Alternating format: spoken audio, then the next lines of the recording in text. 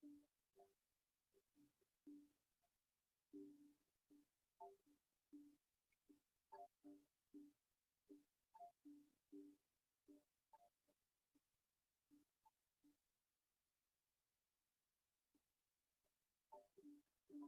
haciendo una prueba de sonido para la traducción simultánea. Recordemos que esta Asamblea Mundial por la Amazonía también se va a transmitir virtualmente, ya que estamos en un tejido planetario en defensa de la madre selva amazónica. Gracias. Bom dia, gente. Continuando a fazer o teste do tradução simultânea. Então, para quem não sabe, hoje a gente também está realizando essa atividade de maneira virtual. Tem bastante gente acompanhando a gente nas redes do Facebook e YouTube.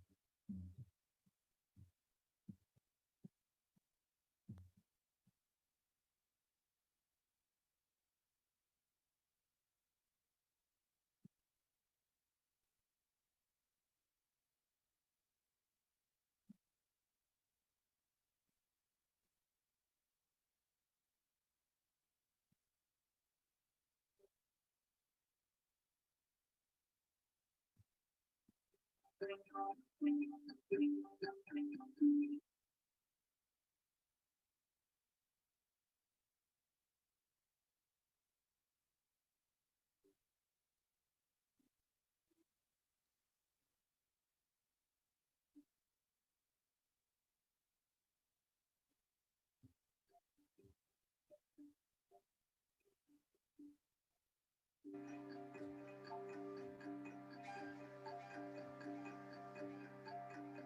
vídeo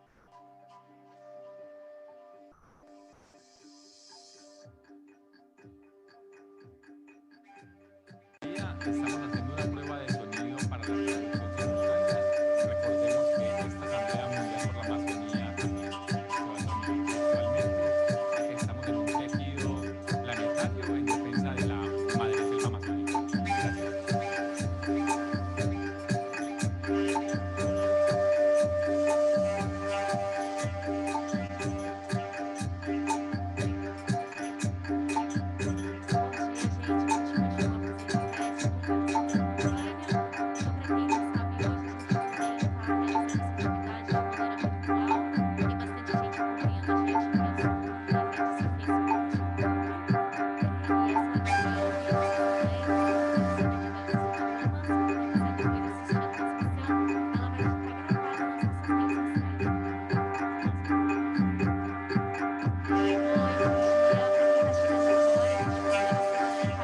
A gente vai começar daqui a pouco a segunda Assembleia Mundial pela Amazônia. Vamos receber todo mundo aqui. Buen día nuevamente. Estamos haciendo una prueba de sonido para la traducción simultánea y a las personas que están escuchando les pido que por favor se hagan más cerca, más en el centro. Estamos el calor y la bondad que está emanando de todas y todos. Muchas gracias.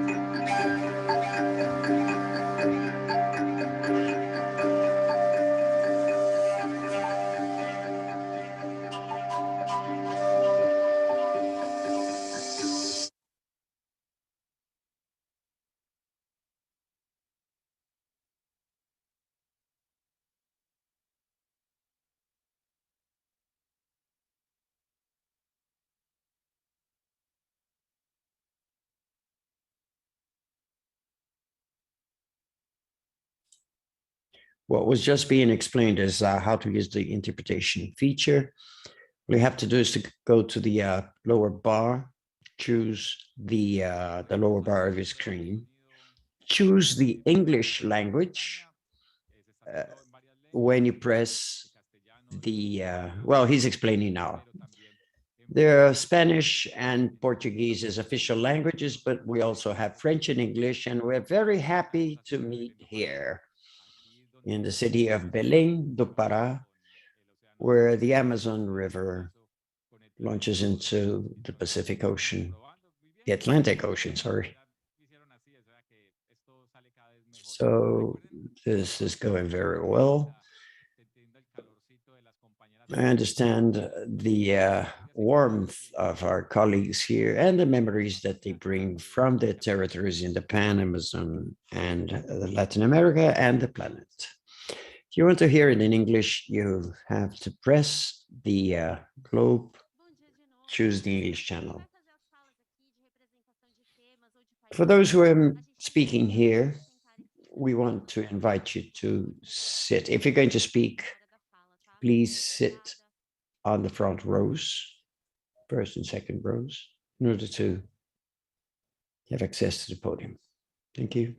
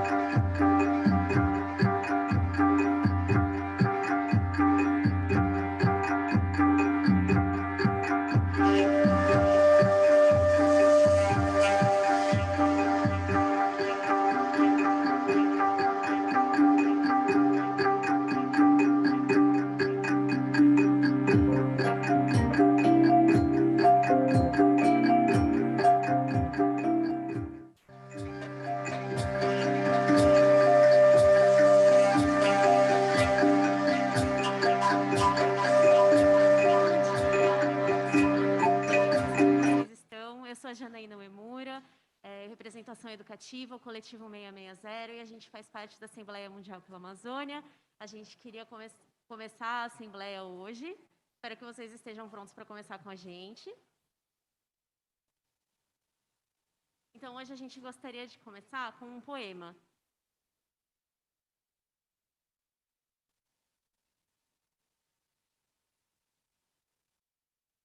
Bueno, como dijo mi compañera Yanaína, bienvenidas, bienvenidos a esta segunda Asamblea Mundial por la Amazonía en el marco del Foro Social Panamazónico que realizamos acá en Belém do Pará.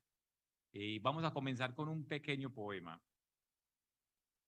Hay un lugar donde los ríos vuelan, donde mora la cura da terra, donde se encuentra la reserva espiritual de la vida, los saberes para sobrevivir y bien vivir, donde los comunes se tejen en esperanza y cuidan y nos cuidan. Ese lugar es la Amazonia.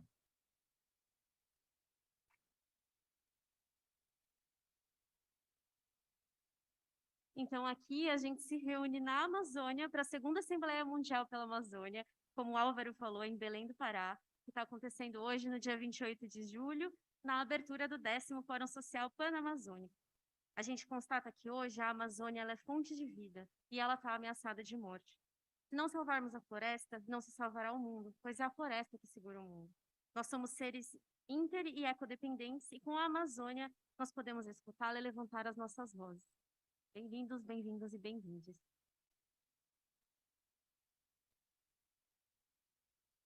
Bueno, como en todo encuentro. Well, as in every meeting, it is important to introduce ourselves. I'm Álvaro Restrepo, and I'm part of the World Assembly for the Amazon, and I come from Colombia. It is a pleasure to meet you in this beautiful Belém do Pará city.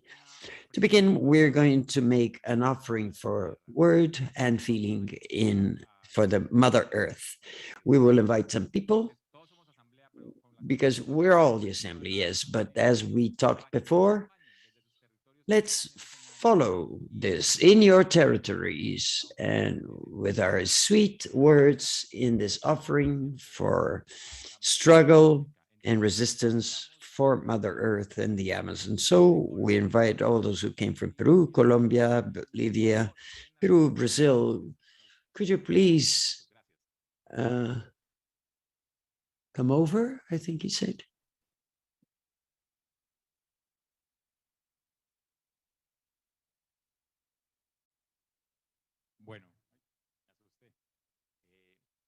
Sorry. Este primer momento es una apertura.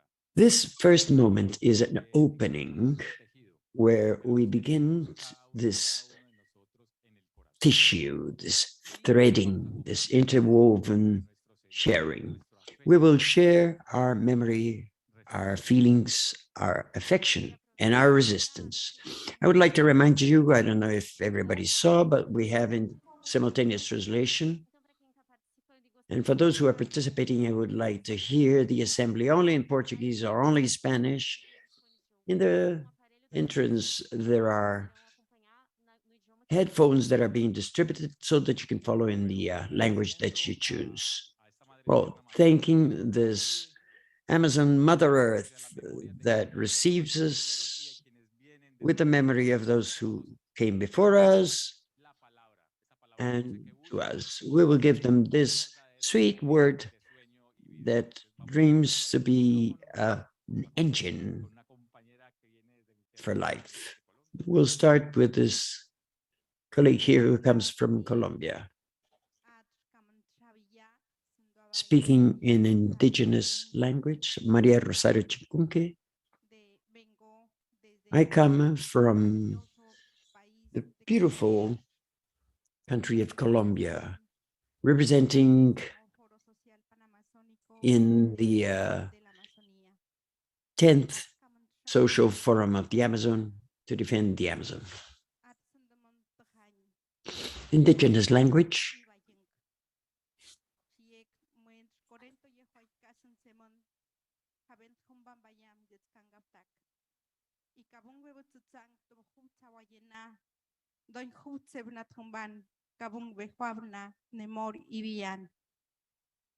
Muy contenta de estar I'm very participando happy to be participating in this World Day for the Defense of the Amazon.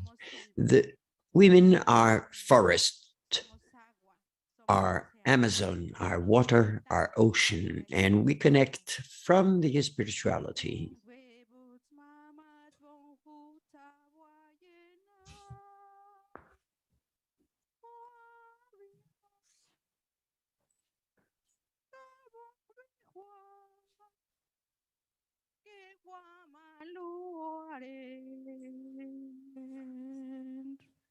Kabung bebut mamat bong huta wayena huabia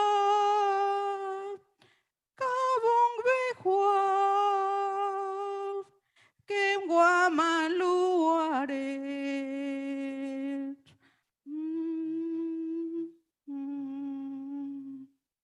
La Amazonía y la cordillera andino-amazónica nos conecta. The Amazon and the Andes connects us and invites us to protect life, and protecting life is to take care of Mother Earth. If we take care of the territory, if we take care of the forest, we are ensuring life for humanity. I sing to life, I sing to love, I sing to my forest that is all my being. I sing to life, I sing to love, I sing to my forest, which is all my being. The forests, the rivers, the oceans get together to give us life to humanity. The jungles, the rivers, the ocean get together to get life, to give life to us, the humanity. I sing to life, I sing to love, I sing to my forest that is all my being. The elderly's hands of a great woman, the forest, Mother Earth, teach me how to live within my womb, the jungle I was born. And at some point I will come back to you. Within your womb, my forest, I was born. And at some time I will go back to you. I sing to life, I sing to love. I sing to my forest, which is all my being. Hooray for the World Day for the Amazon.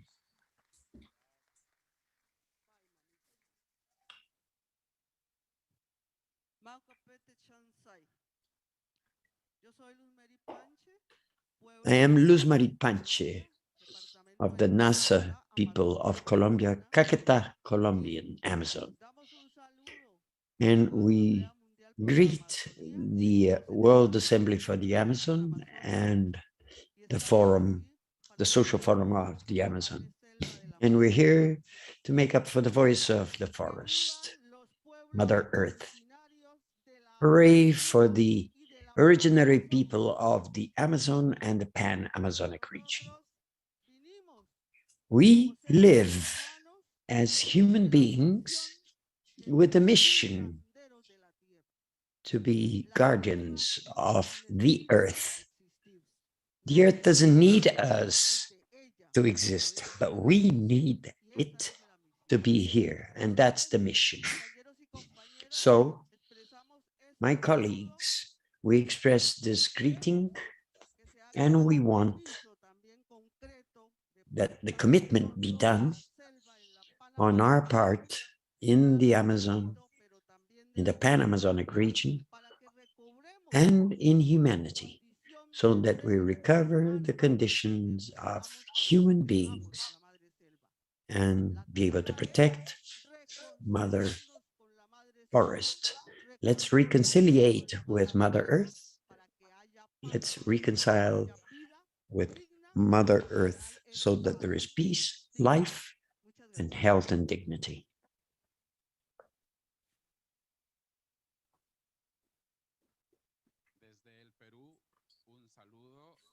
From Peru, a greeting to all those present here, representatives of Pan-Amazonic region. My greetings to our Mother Earth, the Pachamama, on behalf of all the people who suffer on the planet. The land belongs to the Lord, regardless of any nation, any people, any religion that might be present here. We understand that this earth was given to us. Such a small and fragile forest as seen from the space, but so big and generous and makes it possible for the life of everyone on this planet. It feeds us, it takes care of us, it sustains us, it protects us, and has given us life. We are sons and daughters of Mother Earth. We are composed of water, energy, and air. We are here to become aware of the importance of the Amazon and the forests in general on our planet, because they are life, and of that we need. I take off my sandals because to talk about the earth is also to step on sacred land. We have to enter it with very much respect, and I ask the Lord that during these days we recover the awe and the respect. And only like that can we have a commitment that might be serious and complete and acknowledge that we are sons and daughters of this planet.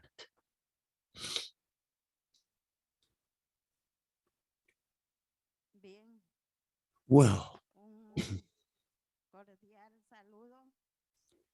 cordial greetings to all the indigenous people, and to all the peoples where we are right now. A very good morning to all. We, as Bolivians, will salute you in our own idioms, and we have several languages here, and we'll make a little drama, thanking Mother Earth. Okay.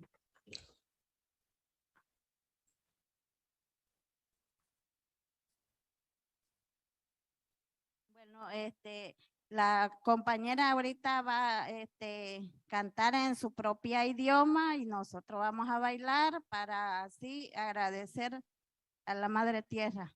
My colleague will thank Mother Earth in her own language.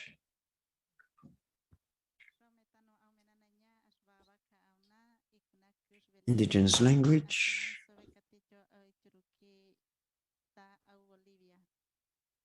Bolivia.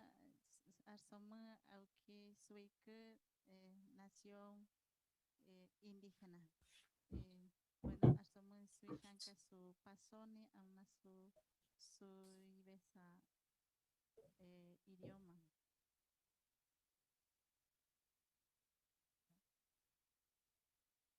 Uñanao nati, uñanao nati, uñanao nati. Uñanao nati tupar. Uñanao nati, uñanao nati, uñanao nati, uñanao nati. Uñanao nati tupar. Chapie. Bueno, nosotros venimos del pueblo indígena de la nación. Well, we come from the indigenous people of the Guarani people. We are here from Bolivia. And in our languages, our original languages, we have different idioms, different language. So we want to thank everybody for the invitation to be here in the territory of Belém. The singing that I have just made is thank you to Mother Earth to give us the nature, the life, air, which is created by Mother Earth. We are also created by the Lord, and we are here to check out our identity as a culture, as a nation, as indigenous peoples, and how we value our territory and our nature and our forests, because we live from them. And because of them, we're here. Without nature, we cannot live because we will not have the air, the water. So today we want to thank for being here, to give thanks for being here, and to thank our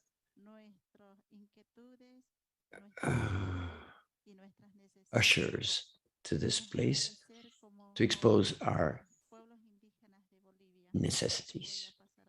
As indigenous people of Bolivia, I'll hand over the floor now to my colleagues.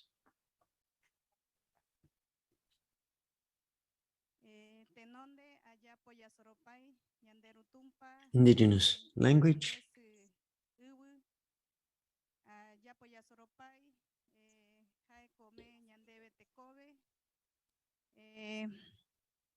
Ay pota mondo tamaraeme opaete oiko kwa oyu porope allá pues soropay organizadores pues oyapo posible ñaivaina She's thanking the organizers of the event. ñamente nonde muiranta opaete ñandebe allá pues soropay ñande si iwi hay come tecobe yerovia hay come romo puenevaira romo produce hay come tecobe ya soropay opaete ayu Bolivia cherenta guasupe hay co nación guaraní ya soropay.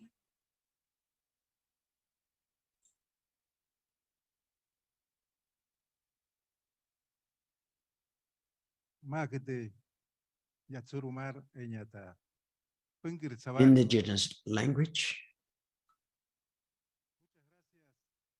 Thank you, brothers and sisters. A very good day to you. I come from the platform of self-government of the nation One Piece from Peru.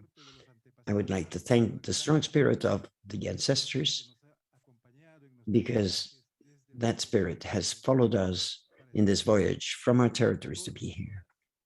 Every one of them, every one of us from far away have come here in the beautiful city of Belém. The world is in a crisis. The Amazon is sick, and the planet, as a consequence, is also sick. This brings us to Belém to participate in the Pan-Amazonic Social Forum. We, the Amazon people, very concerned because of the sickness of the Amazon. We are very concerned because the government haven't done nothing, haven't done anything for the Amazon. We can always do something to save the Amazon and to make generations to continue to exist. Science people said that only 600 years are left in oxygen for us to breathe. So we invite you all to work together and to take concrete actions in order to leave to our sons and daughters the nature that our ancestors have given us. Money can't be eaten. There is much money in European countries. They're happy because they have so much money, but if the earth is contaminated and nothing is produced from this earth, this money will not serve to anything, for anything to Europeans. That's why the One Piece, we, the One Piece, have said, we're not much interested in money, but we're interested in taking care of the earth so that it exists, so that we can continue sowing and to feed the planet. One message that we built from the One Piece Nation is that time is water. People used to say that time is gold. No, time is water, because without water, without gold, you can live with gold, you can live a long life, but without gold, you can survive, but without water, you cannot. So we have the goal that time is water. So that's why we should take care of it. Many of the peoples in the Amazon, when there was no water, they struggled to be able to get this water. They put their blood in order to recover water. So water is sacred. It's drinkable water, and there is much of it in the Amazon. And we're here to struggle as allies, as Andean and Amazonian peoples, to make up for a clean Amazon for us and for humanity. Thank you very much. Buenos días, hermanos. Good morning, brothers and sisters. We want to thank God, and we come from Bolivia, the Mancos nation. We want to thank you for the single objective of being here. We want to defend the Amazon in the 9 countries, because without our forest, there is no water, and without water, there is no life.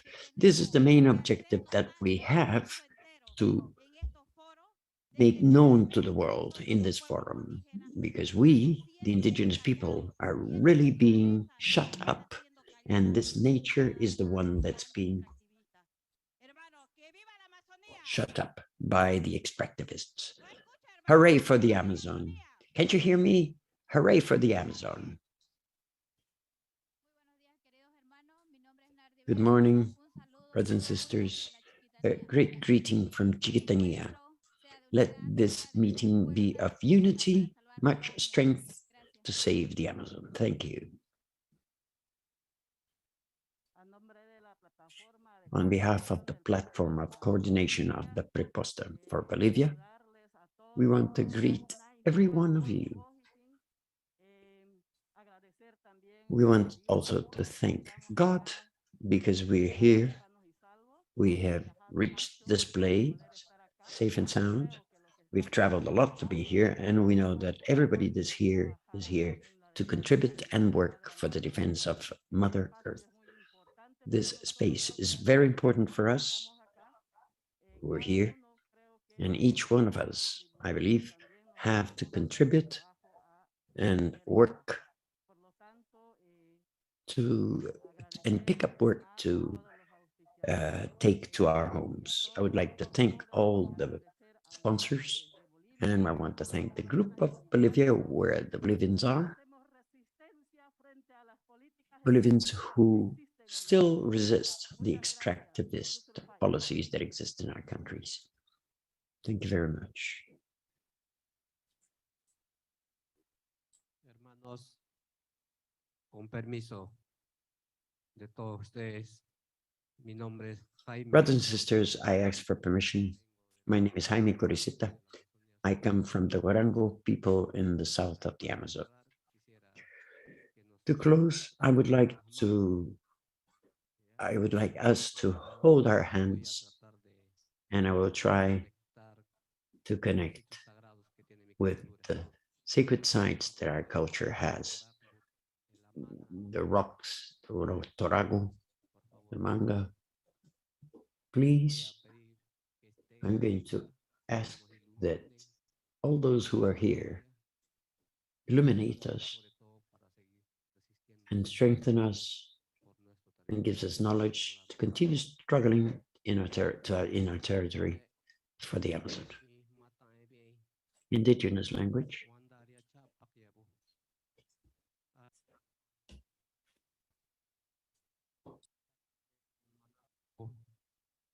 Guru no ponamon machimoyanga. No posek keste. Wandak medicina. Arak but medicina. Wama no kaeri. Wama chino keri. Arak but wandari. Wama chino keri. Heya, heya, heya. Wandak medicina, oret medicina, ella, ella, ella, ella. Muchas gracias. Thank you very much.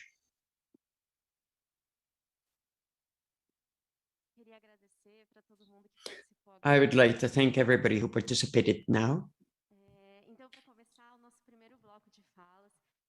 Now, our first block of talks, and to talk about the Amazon, I would like to invite Rodrigo Famun from Brazil, the Joint Secretary of the Ecclesiastical Network for the Amazon, REPTA. He has a very big campaign this year, the Vote for the Amazon.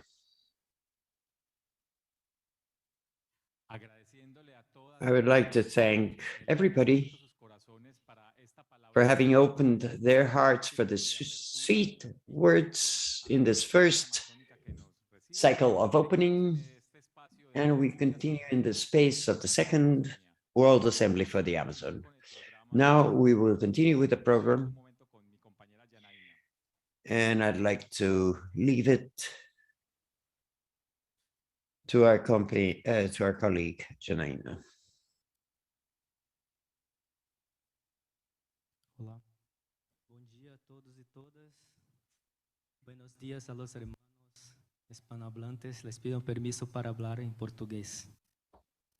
So I ask you to speak in Portuguese. It is a challenge to begin speaking in this second block space, the first space of the second block.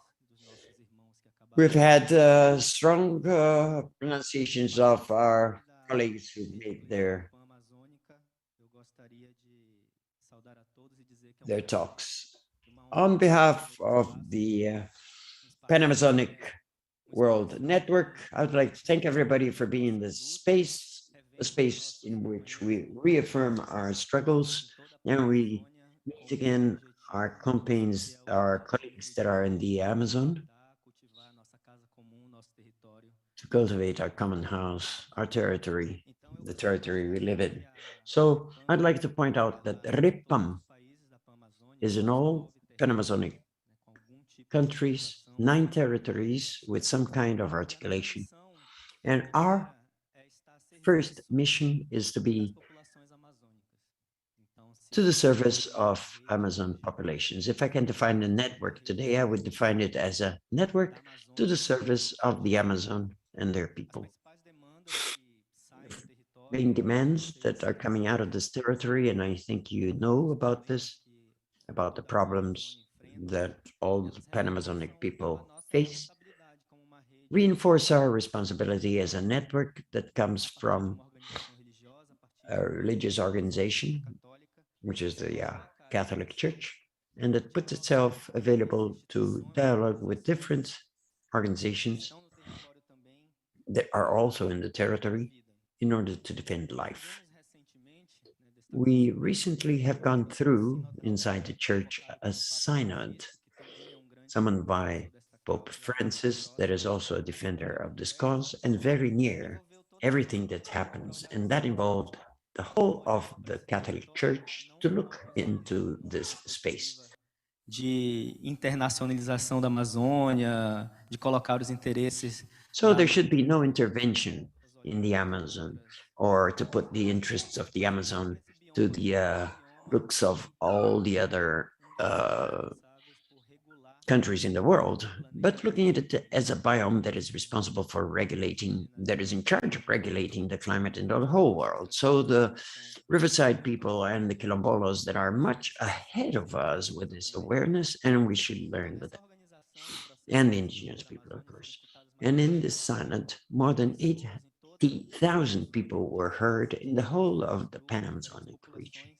Different ethnic groups, different populations, who gave contributions and talking about their territories. And we heard them and proposed situations and reinforced our alliance with all. We are now organized at 6 countries as an organization, and they are here. We have representatives from Brazil, from Peru, from Ecuador, Bolivia, Colombia, and then Guyana is also participating in this moment because we consider these spaces to be very important. I would like to point out that our organization in thematic groups, I would like to point out the 2 themes that we've worked on recently without leaving aside other themes, but to reinforce human rights and international incidents. This day, our region suffers from inhuman rights and nature rights. So the populations that are in this territory daily suffer from these threats.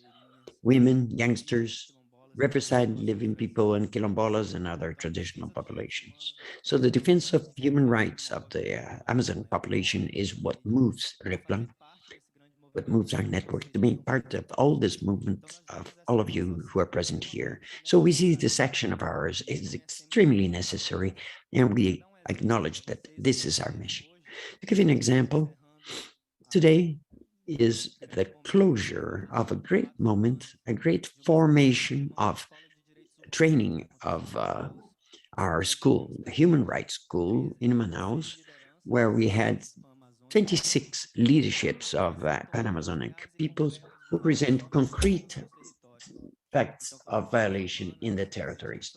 It was 4 weeks reflecting upon these cases, having some kind of training.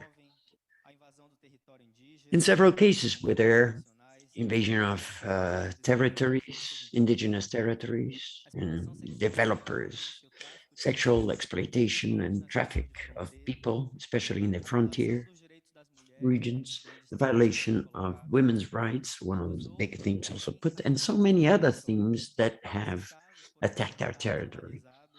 These cases were presented, and the modules for training have a mission now to produce a Pan-Amazonic report with all the documentation and systematization of these cases to give to international incidents platforms. So we never want to talk for them, but talk with them. And this work cannot be done alone. It's a network work that deserves a network to be talked about. As Pan-Amazonic Ecclesiastical Network, we value these spaces, regional spaces in the Pan-Amazon, because these are spaces that reinforce our struggle and our mission to be beside this population, at the side of this population, without without leaving aside the specificities of each one, and taking into consideration all the different situations in all Amazonic countries, but living Pan-Amazonic region as a region that has its importance for the world and that has an importance especially for us who live in it, and also for those who are outside the Amazonic territory. So I'd like to take advantage of this space and our colleagues from RIPAM, and also all the organizations that are part, to reaffirm our commitment to contribute to this space of AMA, FOSPA, and the other Pan-Amazonic spaces.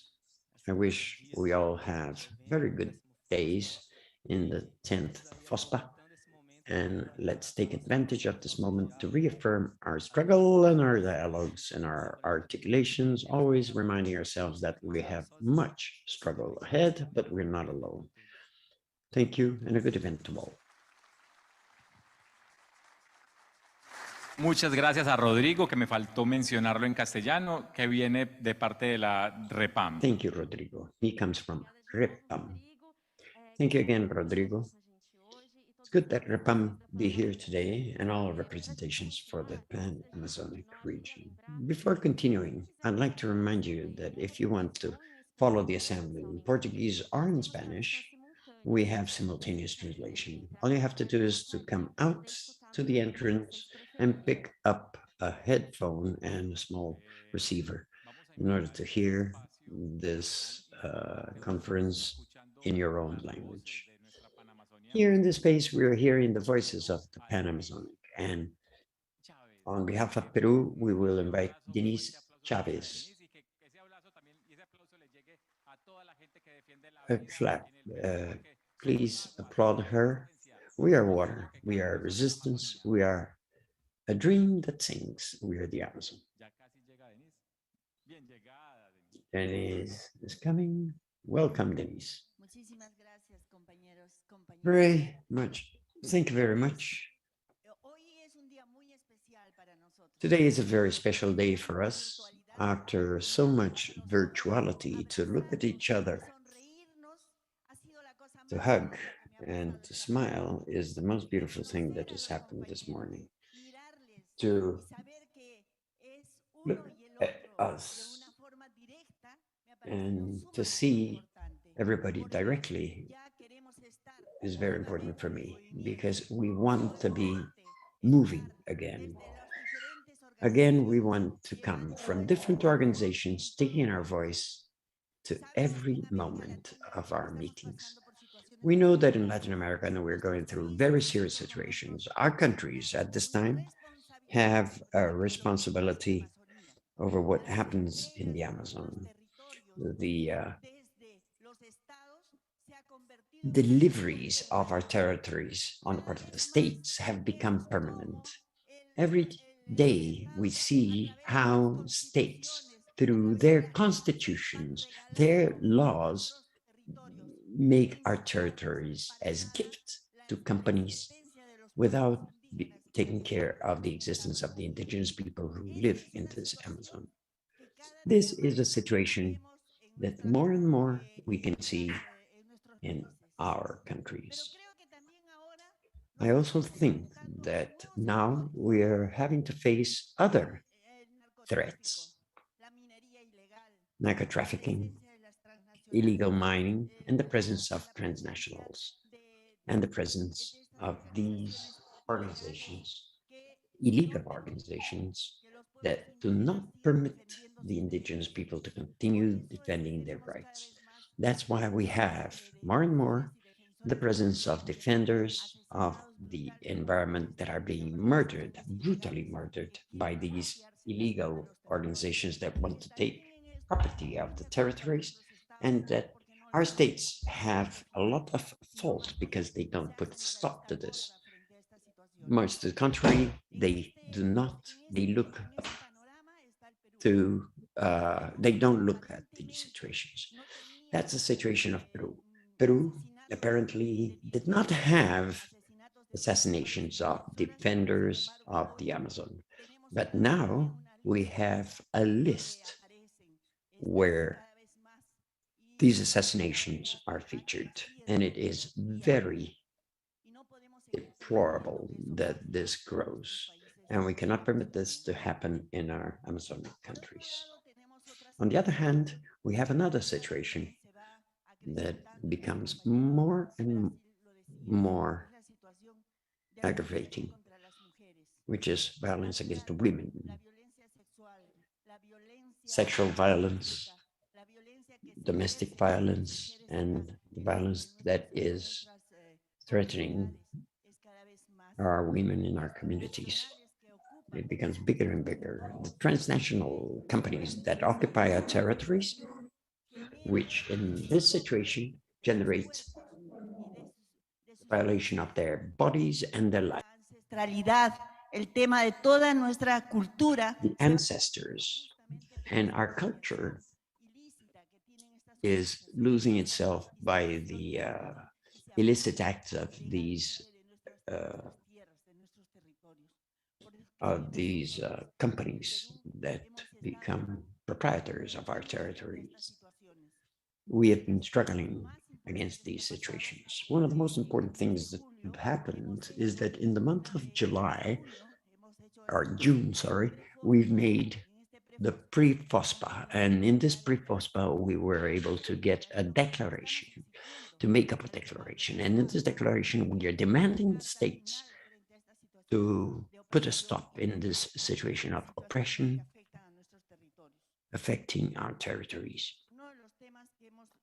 One of the themes that we've raised in this letter, and I think it's very important that I share it with you, is that we refuse to accept the neoliberal extractivist model that is colonial and patriarchal, that promotes climatic crisis and violates the rights of individuals, women, and our spirituality. We refuse to accept the economic fundamentalism and religious fundamentalism that do not recognize other forms of understanding the world, and also accept corruption installed in every level of the governments. We refuse to accept the cultural violation of the territories and the food crisis which the neoliberal imposes through the state, that threatens life, threatens the communities and the indigenous people.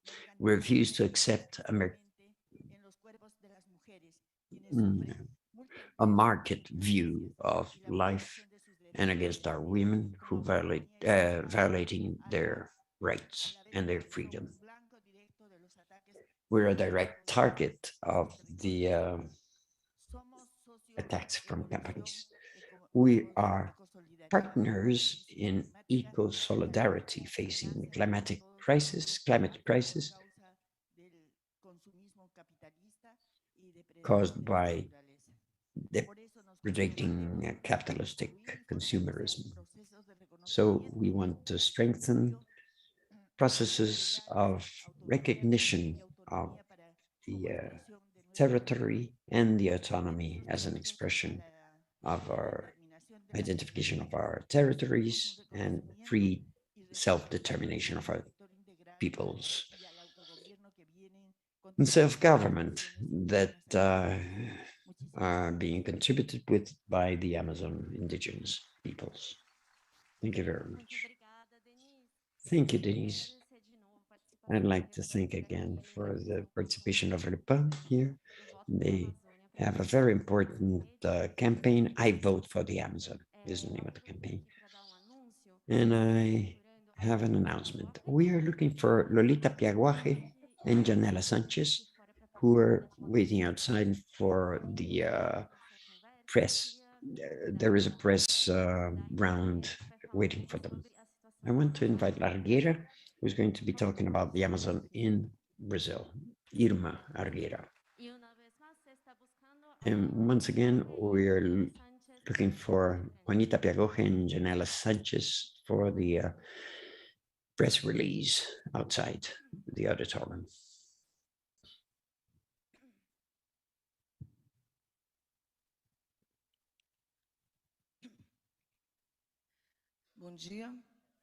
Good morning. It is an enormous pleasure to be here and be able to talk the situation of the Amazon. Even though it is not a good situation, it's always good to dialogue and to talk at this time for struggle and reflection.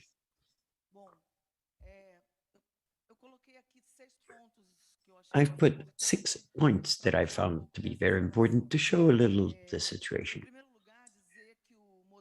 Firstly, I'd like to say that the model for social environmental movement was strengthened from ECO 92 and is established in 90% of the Amazon territory by the populations who were always left aside by science, public policies, fiscal incentives, and the strengthening of their traditional economies.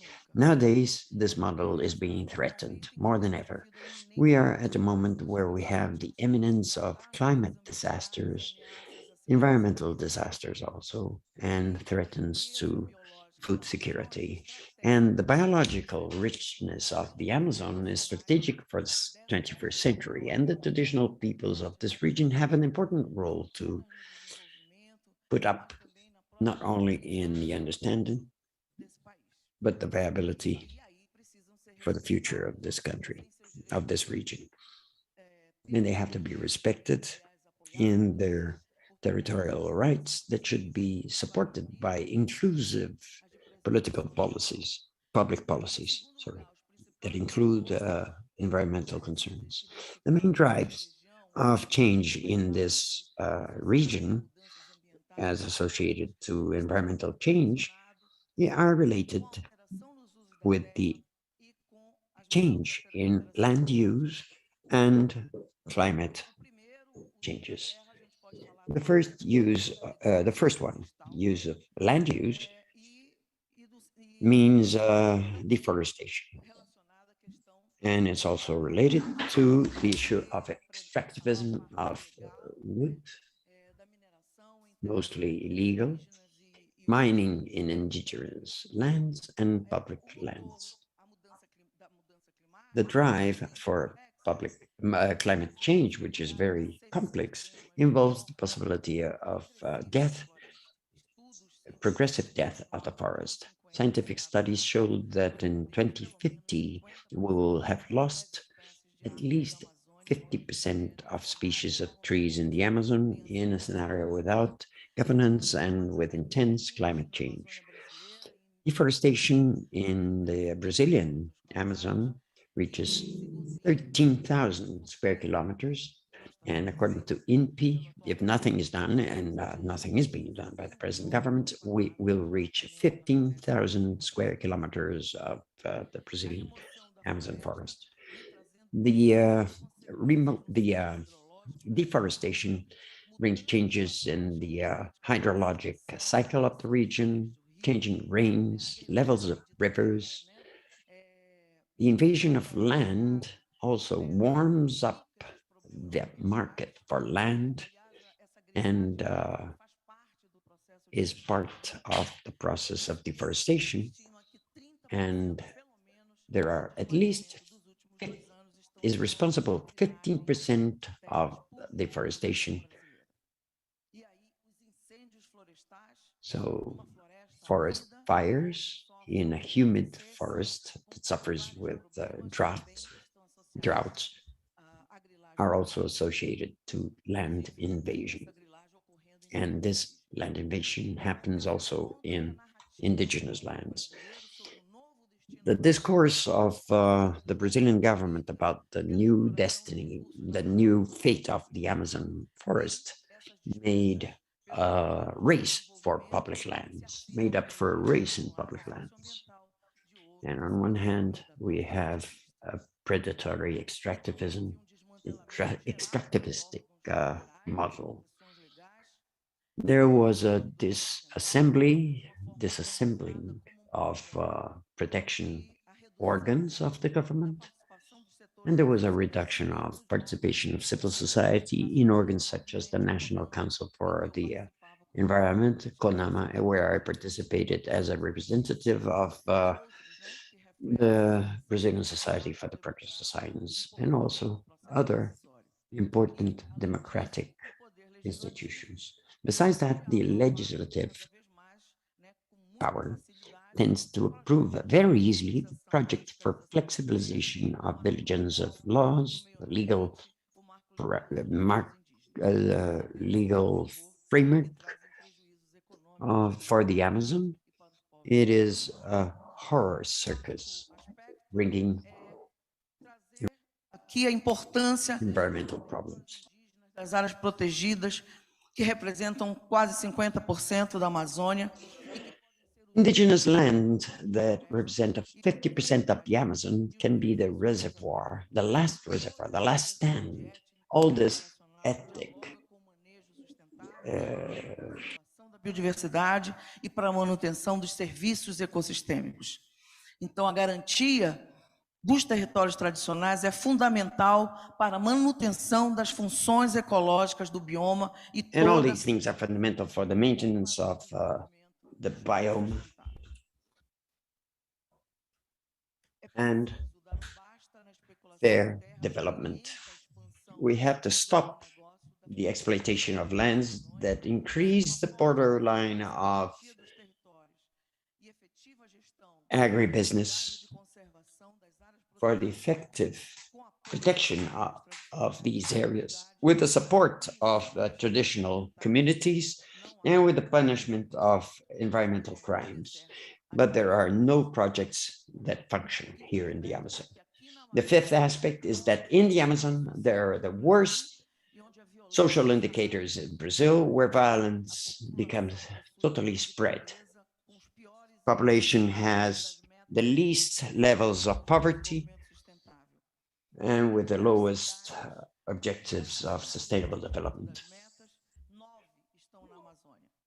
Of the worst cities with the least rate of human development are in the Amazon. We have to point out to a crisis where more than 13 million Amazonian people are in the worst social and health conditions. Rodrigo talked about the issues of safety and security and the assassination of Bruno and Don Phillips in the Javari Valley showed that there was a renouncement on the public power to impose law in the Amazon, and the Amazon is delivered to organized crime. And the result of this is violence, abuse, and threats against indigenous people. The symbiosis between organized crime and the government is obvious. The federal police in their operations between 2016 and 2021 showed that environmental crime stimulates the destruction of the forest and feeds a chain of illegitimacies that extends to fraud, homicides, and commerce of weapons, drugs, wild animals, etc.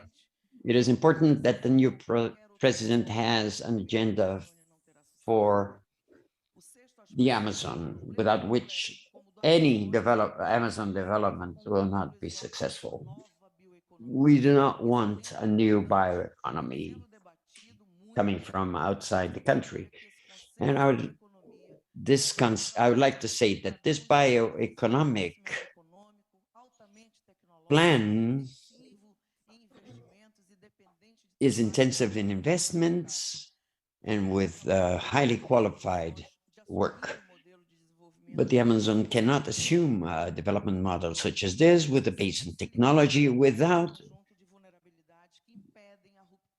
looking at its vulnerability, covering for several cycles of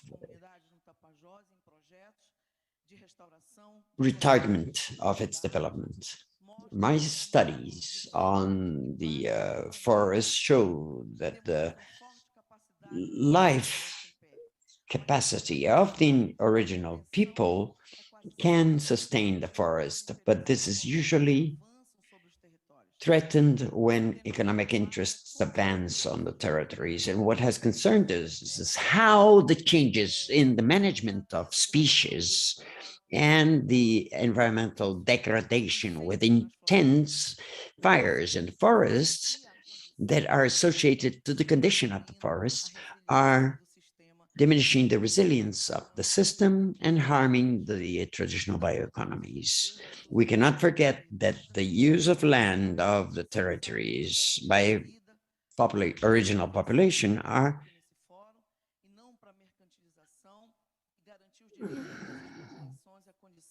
ensuring the important conditions for any project to avoid the end of the world, as Isaac Krenak says. We have two ways to follow. De uma economia exógena, em que perdemos florestas, biodiversidade, cenário de uma perda de mais de 50% das espécies de árvores até 2050, cenário up to 2050, in a scenario without connection.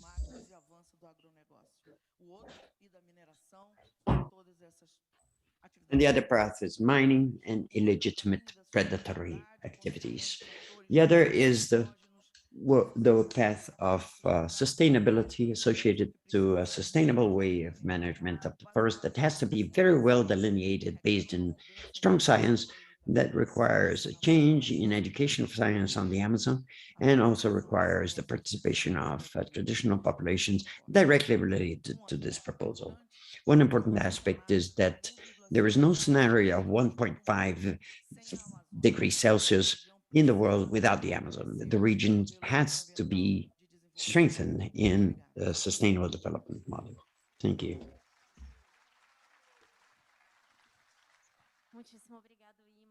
Thank you very much, Ima. I'd like to thank you for your presence here to remind us of such important points. We want to remind you that the rates of sustainable development in the Amazon will be discussed in an activity that will happen here in the forum on Saturday at 3:30 p.m. For those who are here in the auditorium, those who are looking at us virtually, for life, for happiness, for rebelliousness, let's defend the Amazon.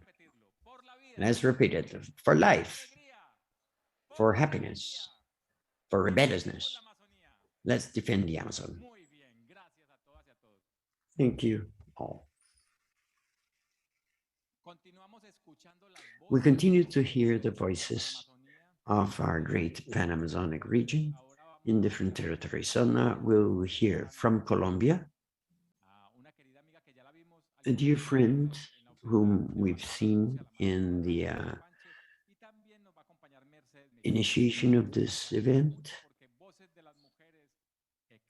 Voices of women that create, that dream, and that protect the territory have been heard this morning. Let's remind ourselves that we have 5 minutes for each representation. Only 5 minutes, please. Again, I brotherly greet our traditional communities, and with the permission of our ancestors, we would like to put here some ideas for the reflection and for action. First, the originary people of the countries that have the privilege of enjoying the gift of the Amazon forest. We are the ancestral, millenary proprietors of this territory. And to reach peace, which is one of the purposes, not only of Colombia, but also the planets, the humanities, if that is to become concrete in the territories, we should begin to reconcile with Mother Earth. And that reconciliation with Mother Earth should begin with the change in the capitalist economic model, which has imposed itself in a violent way in the territories, and that nowadays destroy the Amazon as it is a sacred being, a sacred site for humanity. And that's where life is born. We are here because it is our task to change Ya la pandemia nos ha the demostrado educational model of the planet. The pandemic has put a break to us, telling us that we should change because we are going towards destruction. The educational model is fundamental, and it should be a planetary educational model that teaches us to fall in love with the earth, to respect Mother Earth, and to respect ourselves, each other, and to respect our forms of life. So we also should analyze all this framework of public policies, as they call it, because the environmental policies, both national and international, has become supported upon a false ideology, a false promise, a false idea, where it says that those who contaminate should pay, and those who have money should contaminate anything it wants, he or she wants. And they continue selling us the cycles of life, buying and selling carbon bonuses in the framework of colonization that puts a price to everything. But it isn't a real price because money is a real. Money notes are paper only, but our clean water, our forest, our oxygen are much more powerful. We are multimillionaires, those who live in that place that is so privileged on Earth. That's something important. Petroleum companies and mining companies will not take us. We are going to take them out of their stupidity so that they start to enjoy life themselves.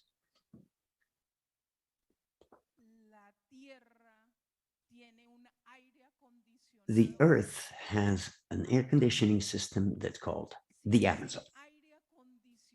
Without that air conditioning system, without that biotic pump, life on Earth is different.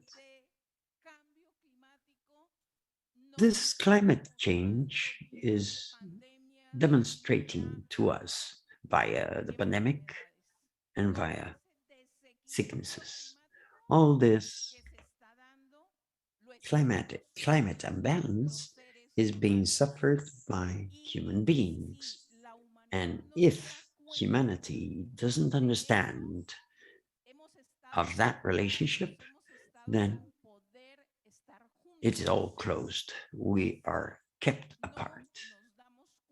And if we do not understand that, then we have a big problem. The president of Colombia, in his inauguration speech, talked about Latin American unity. And there we are, the Colombians, who are part of his campaigns in order to have that be attained. This proposal, I believe, we can make it for many of us who have worked here, be able to make it become solid.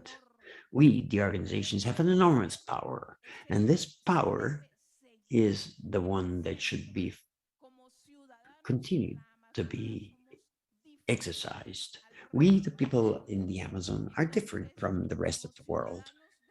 And as citizens of the Amazon, we are part of organizations that defend this Amazon region.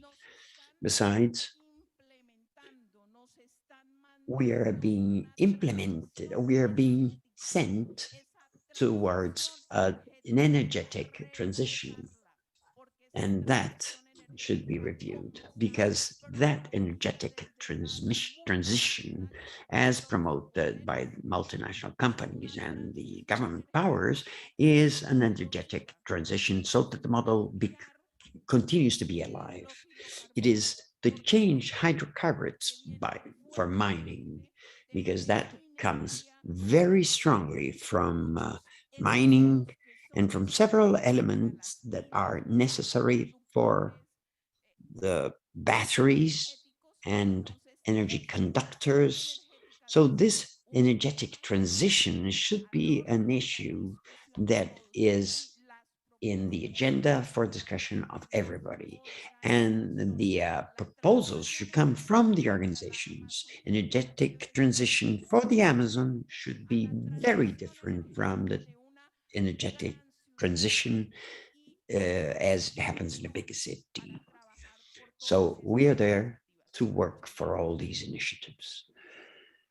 Thank you very much. We thank Mercedes Mejia, Mary Panches, and all the people who have talked on behalf of the territories in the Second Assembly for the Amazon. I'll leave you for some instructions as to translations. For those who picked up the simultaneous interpretation apparatuses, don't forget to pick back your documents and deliver their maybe you leave their passports and won't be able to leave Brazil. So remember to give back the apparatus and take your documents. Janaina is going to introduce who's going to speak and coming from where. From Bolivia, I'd like to invite Irma Mendoza.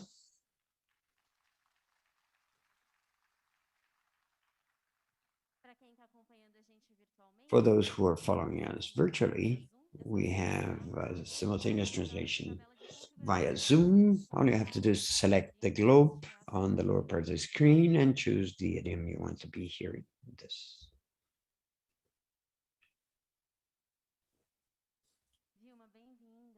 Welcome, Vilma. I remind you that you have only 5 minutes. Thank you.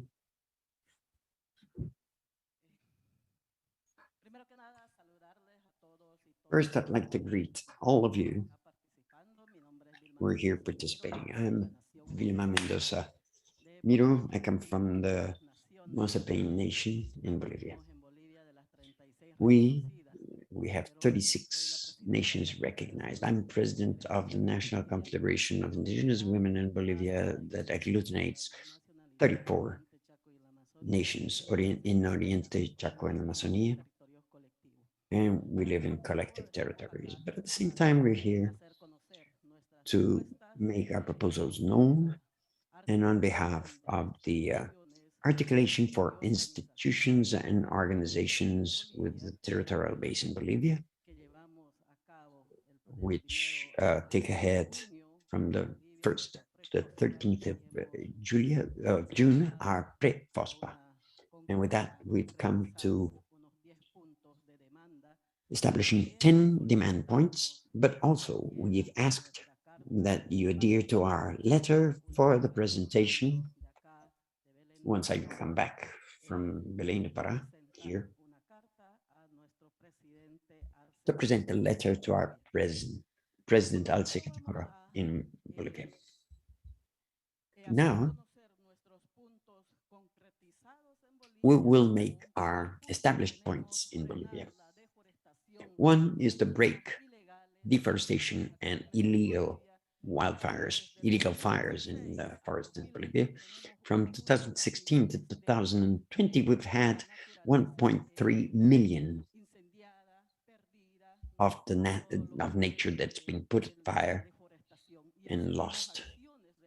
And we demand really effective actions to control and punish those who are guilty, whether they be companies, and also the public policies of states that are being implemented in those spaces to break the systematic ecocide that is coming. The second point, we want to evaluate the environmental impact that comes from the production of agri-fuels and the meat, beef for exporting to China. Here we have a demonstration of the agribusiness frontiers, and that has to be with the public policy, has to do with the public policies that permit this, whether it's the cultivation of transgenic, transgenetic products for export. Third, we want to break the exporting of products that destroy the Amazon.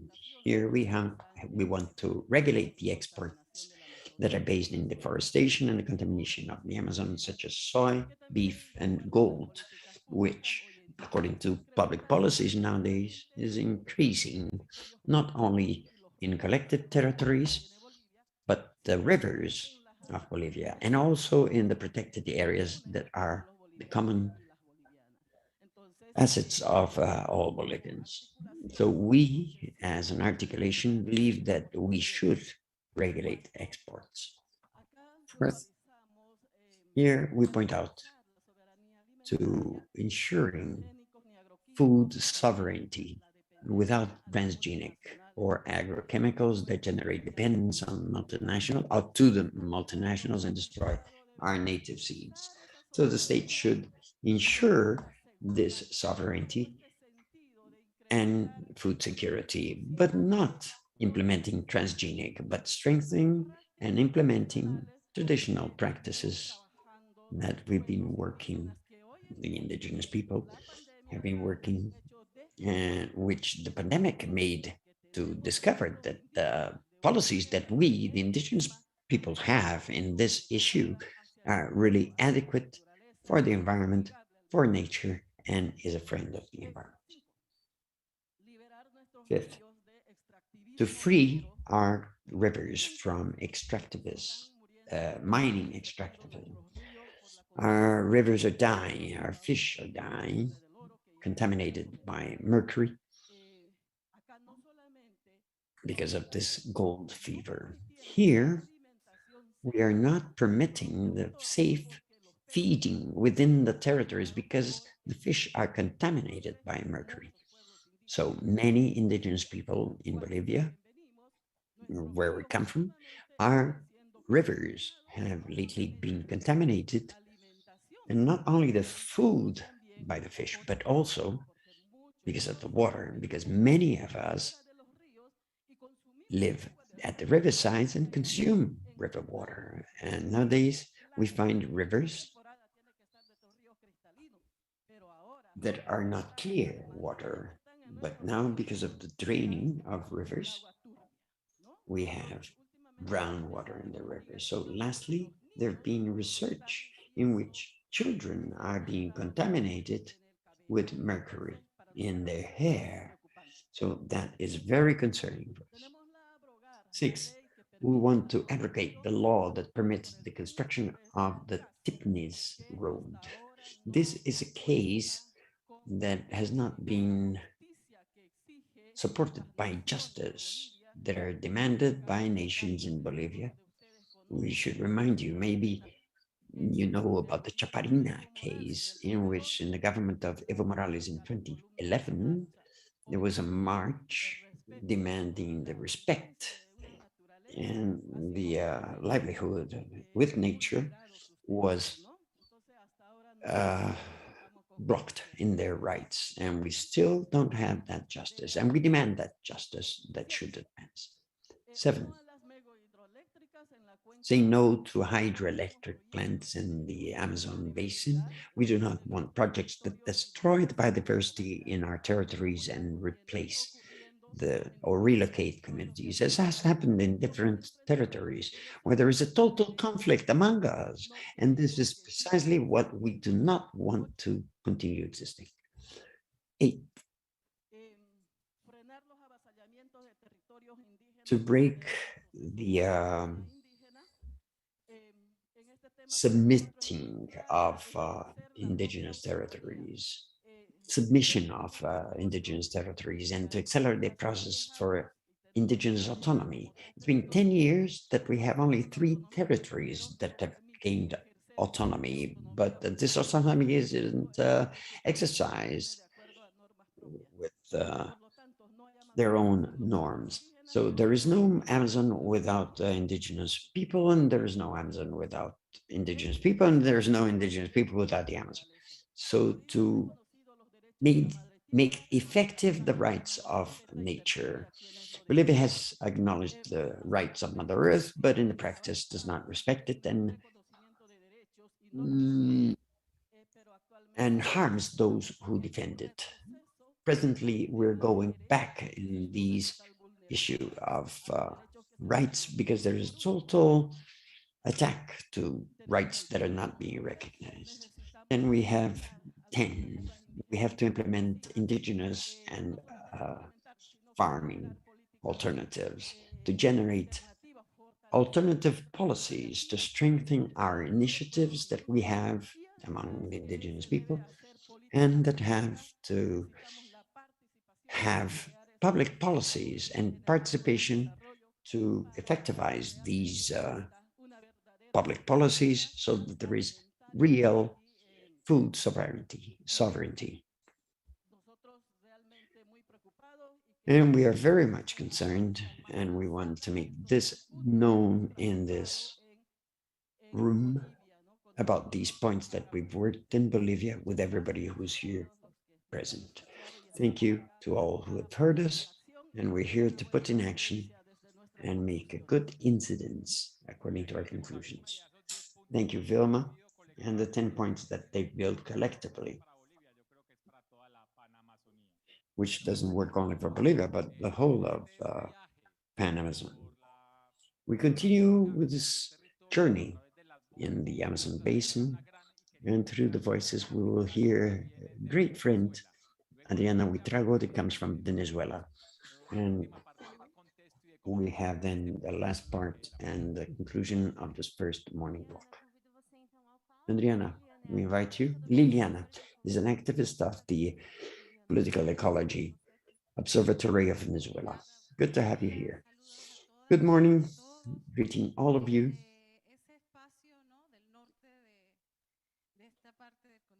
From the north of this part of the continent, Venezuela, we, having a dialogue with several organizations, colleagues in territories, have been making visible some problems,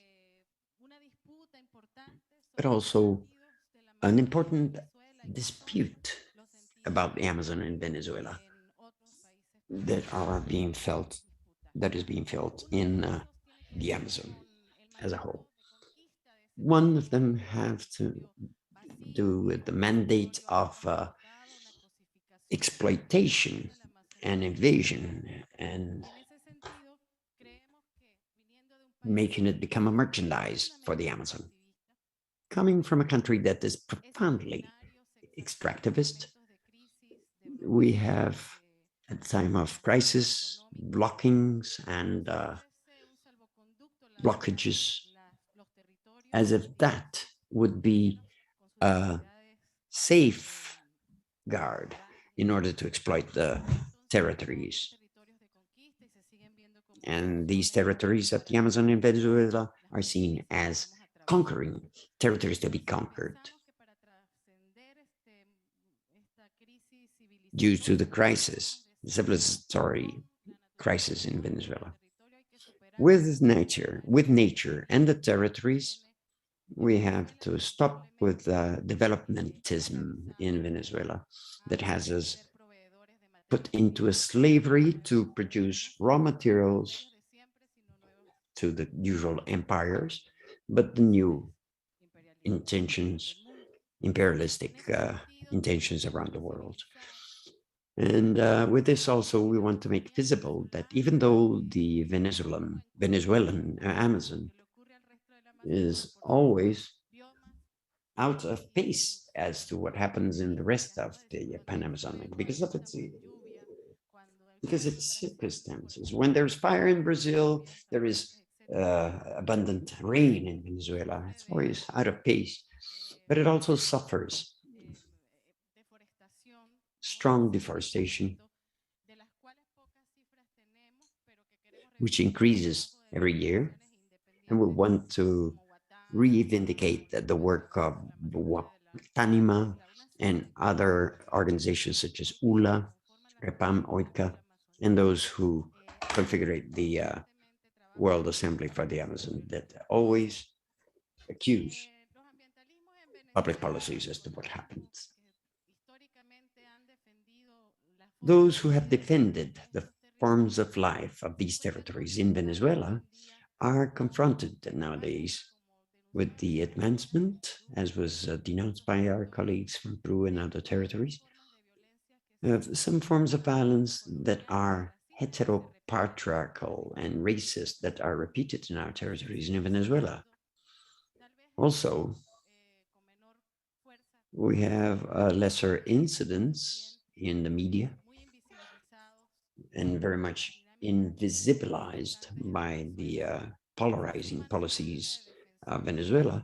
There is a list of defenders such as Virgilio Trujillo, who's recently assassinated, and a list of the environmental defenders who are being attacked and assassinated. This is very little visibilized and viewed in Venezuela by the media.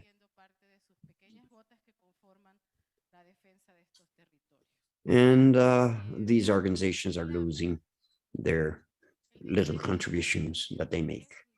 The decree of the mining arch is a death decree. And there is the participation of North American companies that hasn't been developed in its totality, but have used economies and local mafias to develop this imagination of territorial conquest that leads to the death of our territories. At the south of Orinoco River, we have 80% of our forests that are being very much affected.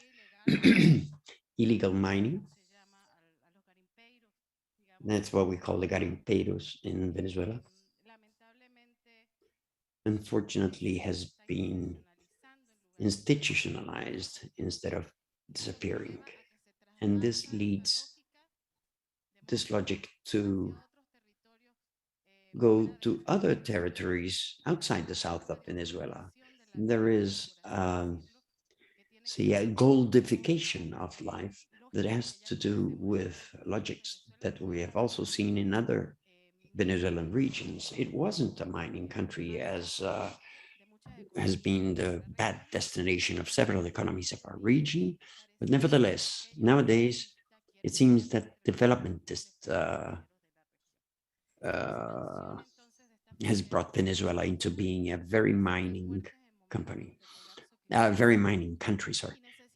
And there is a collapse in the Amazon, and we have to understand these crises through which we go, which go through precisely to be able to understand that we are the Amazon, that the Amazon is part, a fundamental part of the possibility of survival over all crises. We want to reivindicate, we want to acknowledge the claims of the invisible work of organizations and to strengthen the legal frameworks in which their works happen or should happen.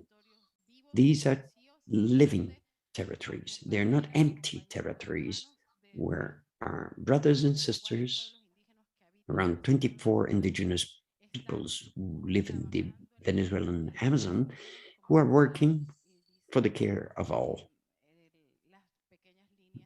And as was said by the speeches that opened this assembly today, I think that many people couldn't be here during the World Assembly for the Amazon. And there are other colleagues who are working effectively in the struggle for making these problems visible that are very common.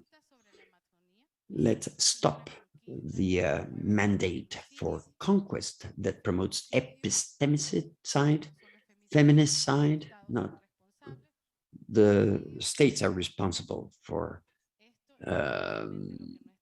ecocide also, and transmicide also. So that's called earthicide. This mandate should be stopped. No to the mining arch that is expanding in Venezuelan Amazon. We are freedom, we are justice and dignity. We are Amazon. So we thought we had finished. No, there is Ecuador now. I'll give the floor to Janaina, who will present this. I would like to invite Lolita Piaguaje to participate for Ecuador. Lolita, please come over here.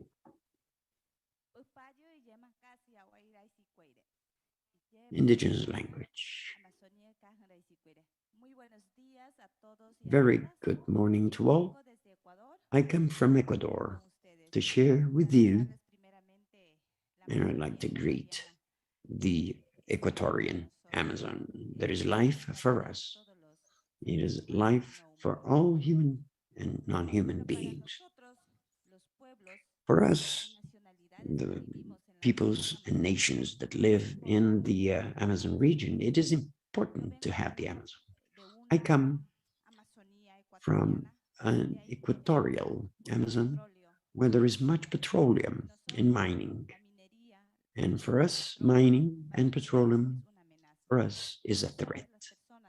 We, the people who live there, are very much concerned, and we live where there is much impact, both for the rivers,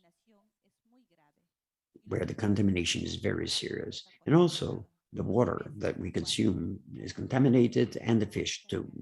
Nature now is on alert. It is on a total crisis, I would say, because for us, before that, the Amazon used to be one of the wealth, one of the riches that we had. Nature was clean, no contamination, but now we are very much on alert. The little that we have wants to be conserved. No to contamination. There are the rights of nature, but what have we done as peoples who represent the nationalities of the Amazon region? The state does not hear us. They are deaf and do not ensure our rights to the people, to us, the people who live in the Amazon, in the forests, and they also do not respect the rights of nature. When we see this instability and this social inequity, we as people and nations of Ecuador have got together, and we mobilized ourselves in order for our voices to be heard through mobilization. We as Ecuador, all the people, have become united, and we said, here we stop. We made 18 days with manifestations and mobilization at the national level. The Amazon region was present there. We were certainly there to fight for the rights of nature and for the defense of the people who live there in our rights. So we participated there. We, children, youngsters, leaders, men, women, defenders, as guardians of the forests, we were there. Why were we there?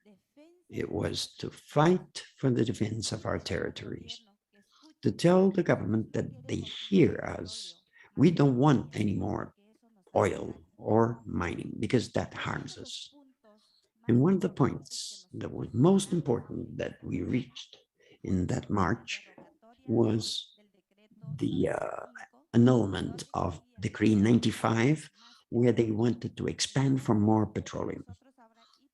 So we also had the annulment of Law 151 to be reviewed. So now we are reviewing all the documents and we are at the desks for dialogue. So we want to invite you all to say that the only salvation is to struggle and to defend our forests.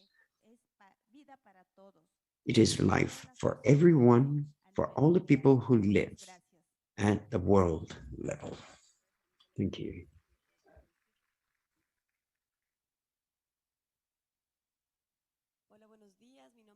Hello, my name is Natalia Green, and I'm Vice President of SEDEM in Ecuador, and I would like to introduce that we had in Ecuador a pre-FOSPA with more than 20 organizations. We signed a letter, and we're making the official delivery of that letter to the Assembly of the Amazon and to FOSPA in general. It is a letter in which the representatives of the civil society that signed the letter raise their voices for the Ecuadorian Amazon and demand the following of their rights, protection of as guardians of the nature.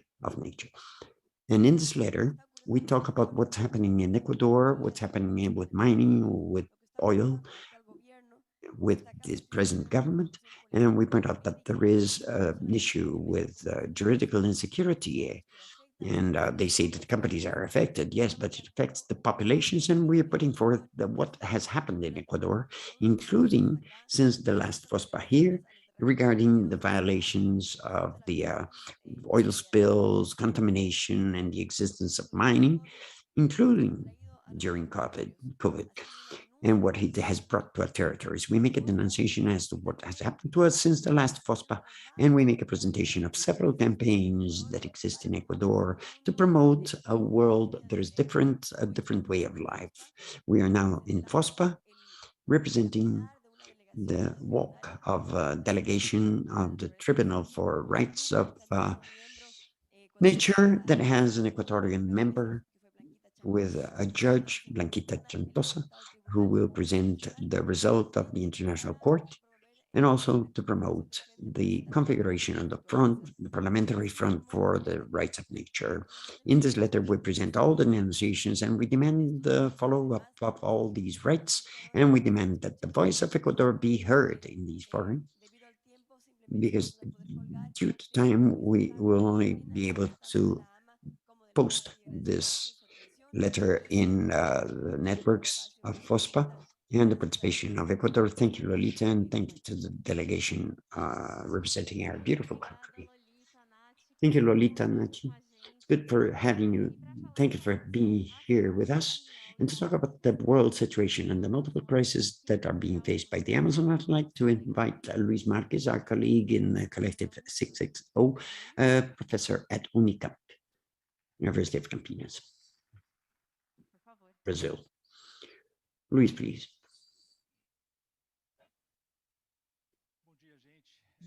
Good morning. It is a great satisfaction to be here today. I was asked to talk about the global issue, the idea of at what measure there's a relationship between the Amazon and the global situation.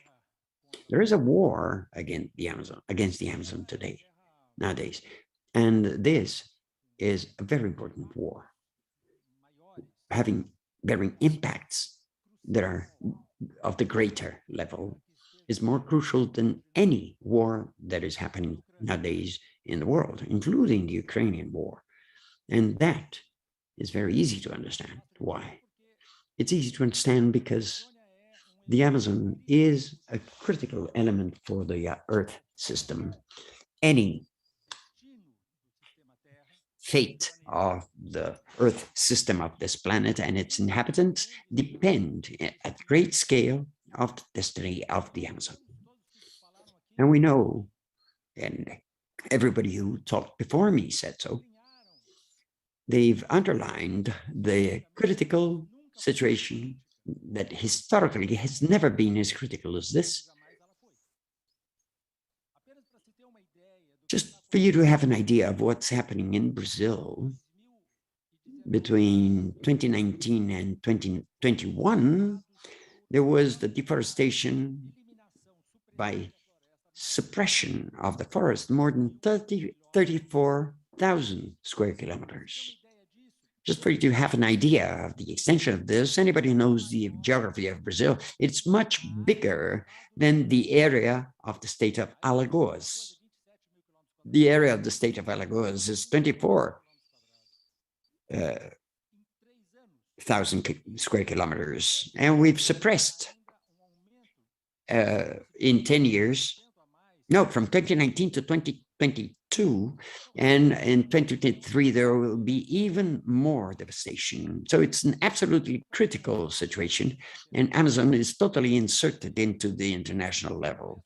It is inserted in the international level through the production of oil, therefore the energetic system, but above it all, it is inserted in the globalized feeding or food system.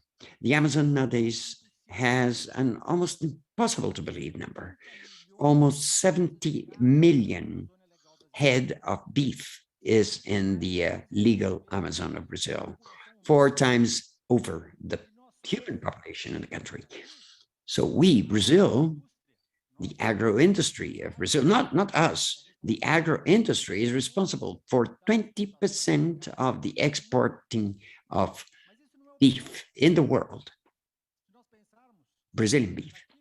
But if we think of what soya means, because soybeans, 80% of the soybeans become feed for animals and goes to China, to Europe, to feed pigs, to feed chicken and aquatic fish farms. So if we look at the Amazon nowadays, it is a center, a hub of the world food system. And we have to take out the Amazon of that structure, of that gearbox. We have to take the Amazon of the energetic global system. We have to take the Amazon out of the global food system and the global agrochemical system, and also global mining. What does that mean?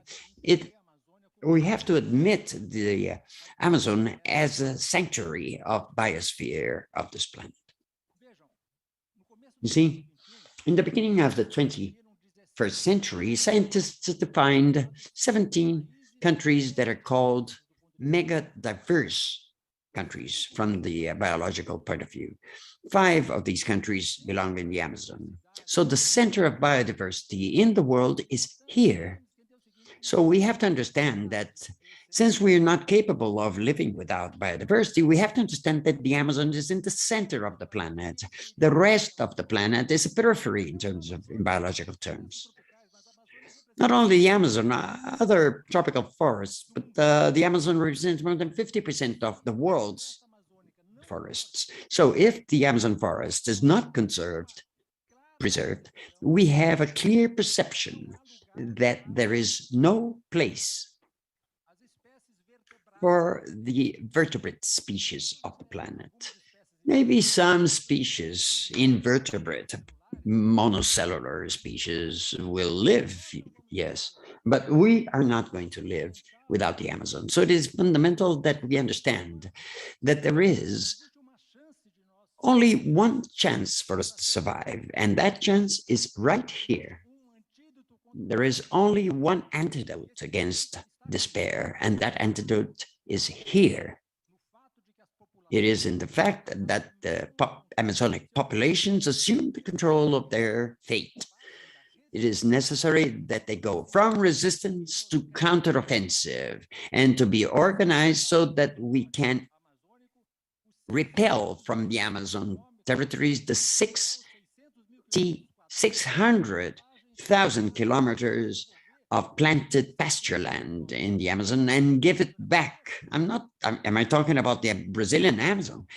To the bioma, to their peoples, to what is rightful for the Amazon. So I'm very happy and very emotive, in fact, to see that, as everybody here, that there is an awareness building, a radical one, based on the fact that all these gradualistic policies that have happened since 1992 are not capable to stop this process. It is necessary for us to take in hand these processes and formulate the policies that are necessary, as the colleague from Bolivia formulated here in 10 points, as to what is necessary that we do. Thank you very much.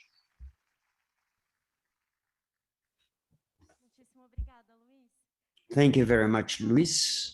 And to close this first block, we will have a song by Iremar.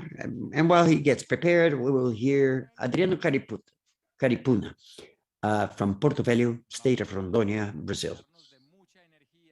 Let's fill ourselves up with much energy, much singing that come from the Brazilian Amazon.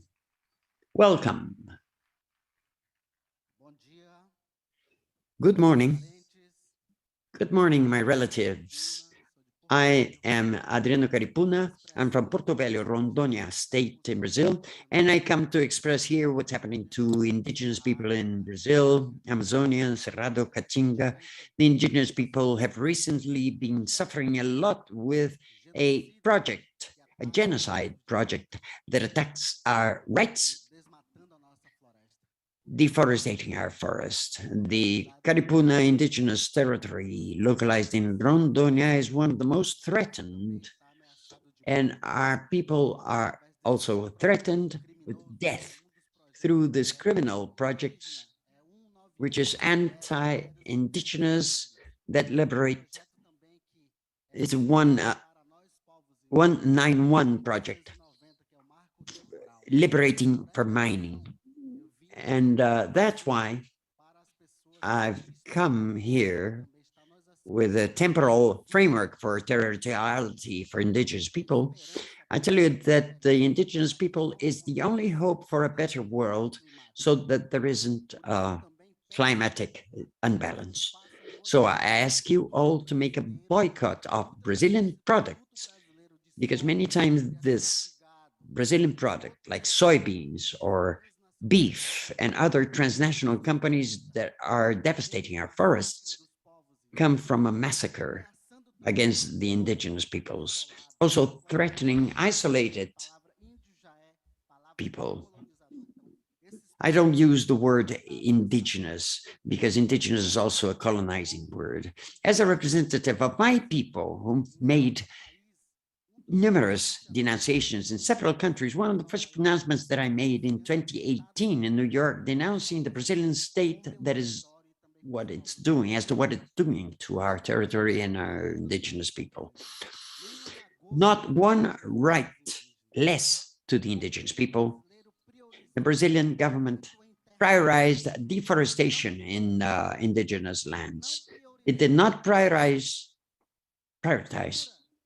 the healing, as was said, or public health, did not prioritize that. During the pandemic in my state, there was a law that extinguished 300,000 forest reservations, hectares. And another project that is talking about dealing with the massacre of the indigenous people.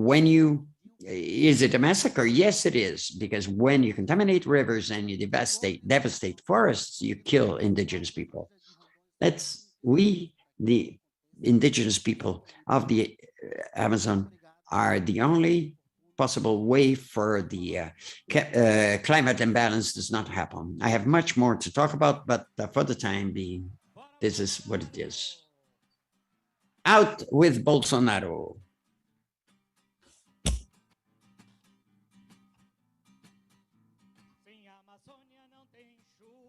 Without the Amazon, there is no rain. Without rain, there is no water. Without water, there is no food. And without food, there isn't anything. Without water, there is no light, there is no agro, there is no apopy. Without water, there's no population. Let's erase the blackout of awareness. Let's erase the awareness blackout, the inconsequent blackout. Without water, there is no life. Without life, there is no industrialization. Without the Amazon, there is no forest. Without the Amazon, there is no conservation. Without the Amazon, there is no Cerrado. Without Cerrado, there is no distribution. It is the death of the biomass. It is desertification. Let's erase the awareness blackout. Let's erase the blackout of inconsequence. You cannot wait for 2030 to promote a transformation. We have to learn from originary people and operate this revolution. You cannot wait for 2030 to operate a transformation. We have to learn with the originary peoples and reforest the minds to make a revolution. Let's erase the awareness blackout and the inconsequence blackout. Let's erase the blackout for inconsequence and awareness.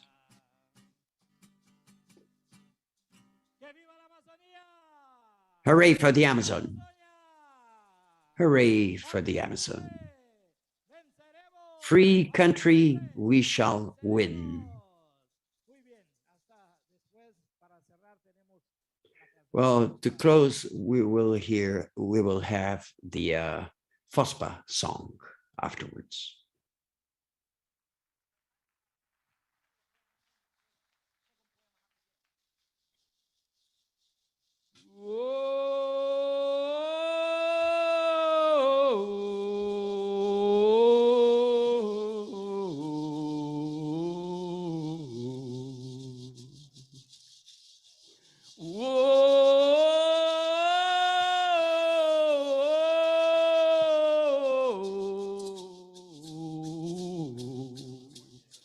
Amazônia encantada.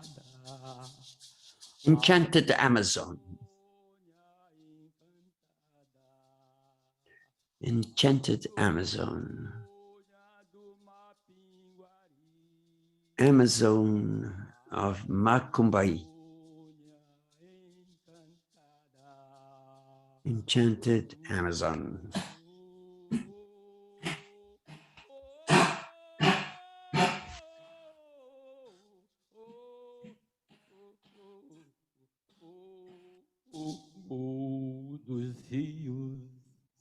Two rivers of the forests. The fish that swim there, Pirarucu, Piraíba, Pirarara, Piau, and Piaba. Não vamos deixar. We cannot let out the enchantment of the Amazon. My thinking is to keep it enchanted without deforestation. Let's lower the price of gold so that it's not worth anything. I need air, I need clean water to drink. They insulted Xingu. They've killed the jungle of Ipadu. They've killed the forest of Ipadu. Clean water for you. Clean water for you. For you. Thank you. Good morning, good afternoon, good evening for all. Well, the Amazon is song, is rebelliousness, it's water that flows and that interweaves with our dreams. And to continue, we have the conclusions of this first block, and I thank everybody who is following us in the auditorium and virtually in any place of the Mother Earth, and that tells us to keep it as it maintains and takes care of us.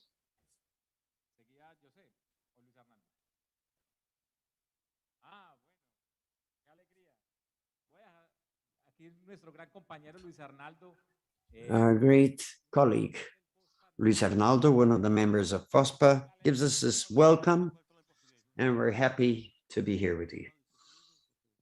Can I speak in Portuguese? Good morning, my friends. Be very much welcome to Belém do Pará, the capital of resistance, the headquarters of the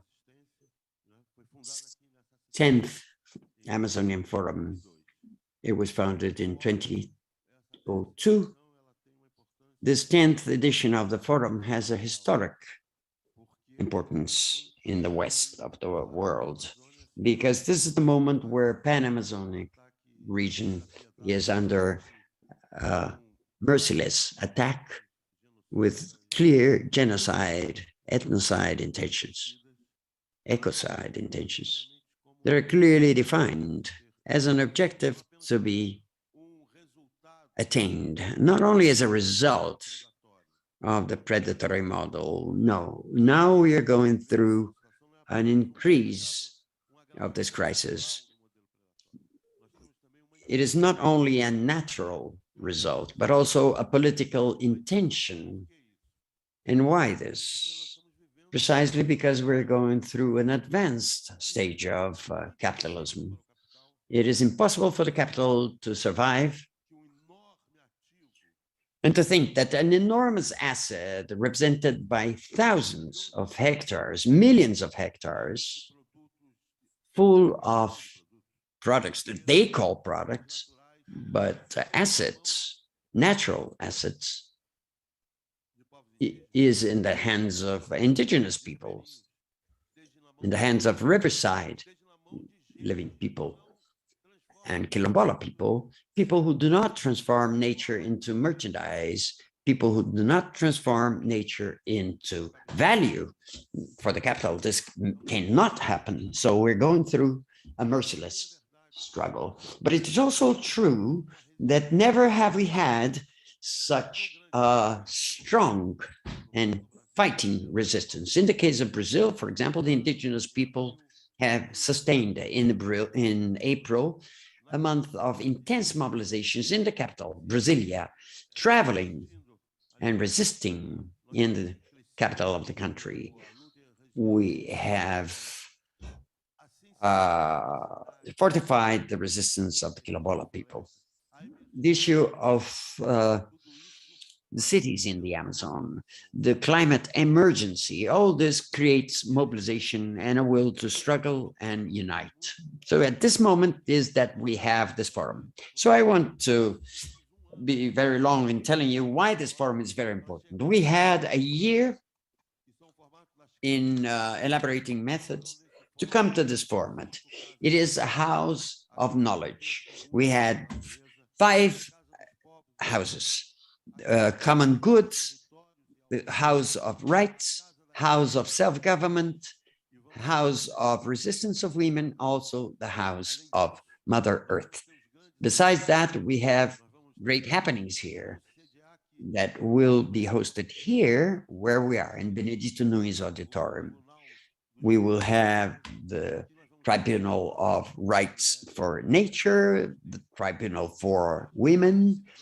We have the Tribunal for Homage to Martyrs of the Amazon, and we will have exhibitions of long films starred by Ailton Krenak, indigenous thinker of Brazil. And on the last day, the 31st of July, we will have a great act against fascism and authoritarianism and ecocide. And today we have the march for opening in a while at 4 in the afternoon.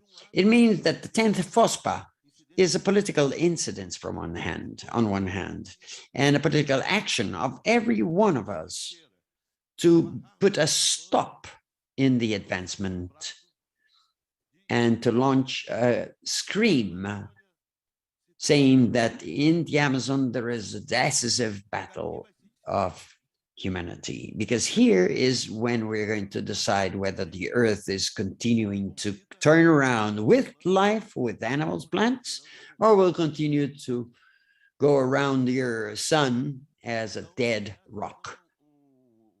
This is the importance of this forum. This is the importance of this forum at this time. So we thank you for your presence here. Have a good forum. Thank you very much. Thank you, Luis Arnaldo.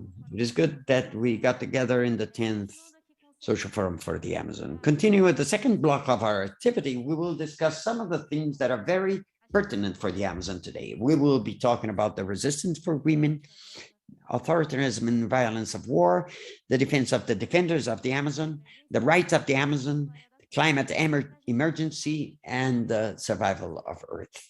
I would like to invite Osver. Could you climb up here, please? Osver. Osver Polo is from the CC FOSPA Peru, and he will be talking about climate emergency in the Amazon. 3 minutes for you, Osver. Thank you, thank you. Good morning to all. I'd like to thank you for being in the second Assembly for the Amazon. We were in COP26 in the first assembly, and here there were several colleagues that were here. It is time to declare the Amazon in a climate emergency. We have to come out of here with very strong actions. Stop deforestation. Stop these extractive projects that continue to harm the territories, contaminating indigenous communities. We have to make an effort, and this will be part of the struggle that we will be working within the Mother Earth house that begins tomorrow. Also, there is an important activity. Tomorrow, we're going to be dealing with how to advance the struggle against the what harms the Amazon. It is good to think that part of the struggle is the solidarity that we have here with the brothers and sisters in the Amazon that are standing and fight and have to follow the process and to join forces with all the campaigns that are also defending the Amazon. Thank you very much.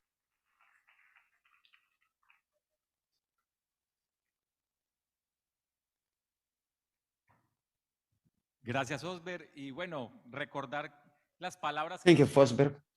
And let's remind ourselves of the words that Osber and Alberto. Vamos a desaparecer todas y todos, todas las formas de vida. Entonces, la madre tierra, a través de la If we do not defend the Amazon, we will disappear. The Amazon is telling us, defend me. Let's defend it. And let's search for other people who talk to us about this, people who have the right to exist. And so we invite everybody to Amazonize. Please, Amazon yourself, Amazonize yourself, and enjoy. And in the second block, in the second World Assembly for the Amazon in FOSPA, we invite Bernard Collier, Camanco Mai, and Roberto Araújo, and Daniel de Souza, if they're here. Who of them are here?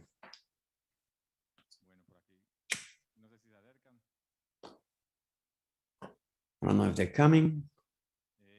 Tenemos este momento, estamos esperando a ver And this time, cuatro personas. we are waiting to see who is here. Roberto Araujo y Nilde Souza. Voy a darle la palabra. Nilde Souza too. I'll give the floor to Janaína. Is Cormac there?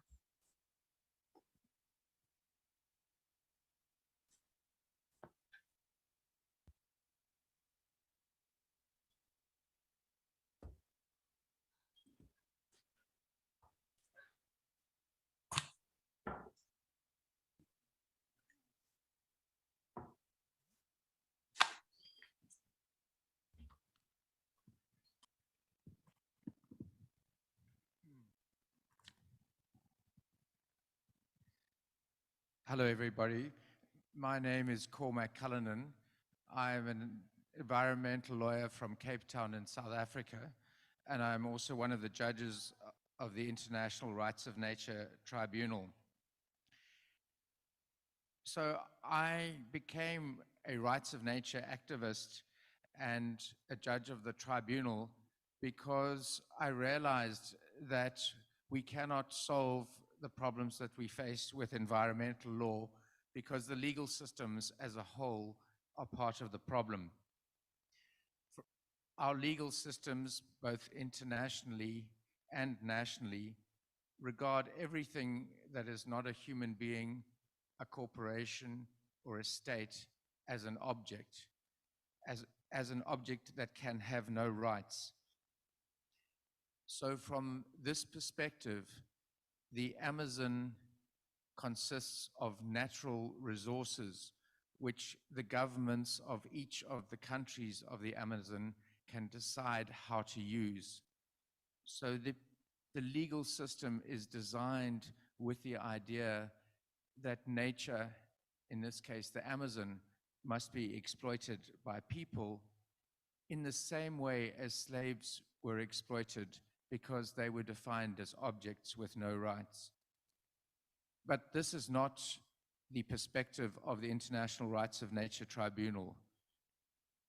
We are here as part of a fact-finding delegation for a case which was started in Glasgow to hear violations of the rights of the Amazon as a living entity.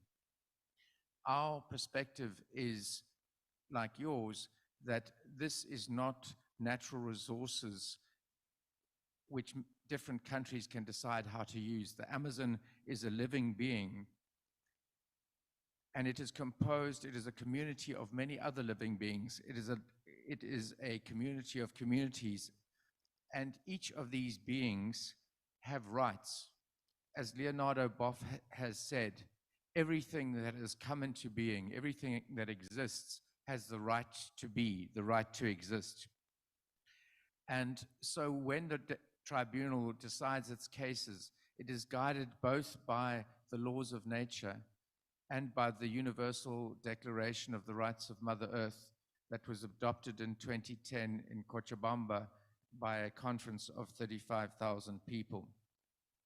Over the years, the tribunal has heard many cases concerning the Amazon, cases concerning with the Belamonte Dam, with mining in the Amazon, with the pollution of rivers in the Amazon, and cases concerning the defenders of the Amazon. So the role of the tribunal is now to bring together all of these cases and we will be making a finding later this week which will describe what we think needs to be done to restore the Amazon to health, including its people. Thank you.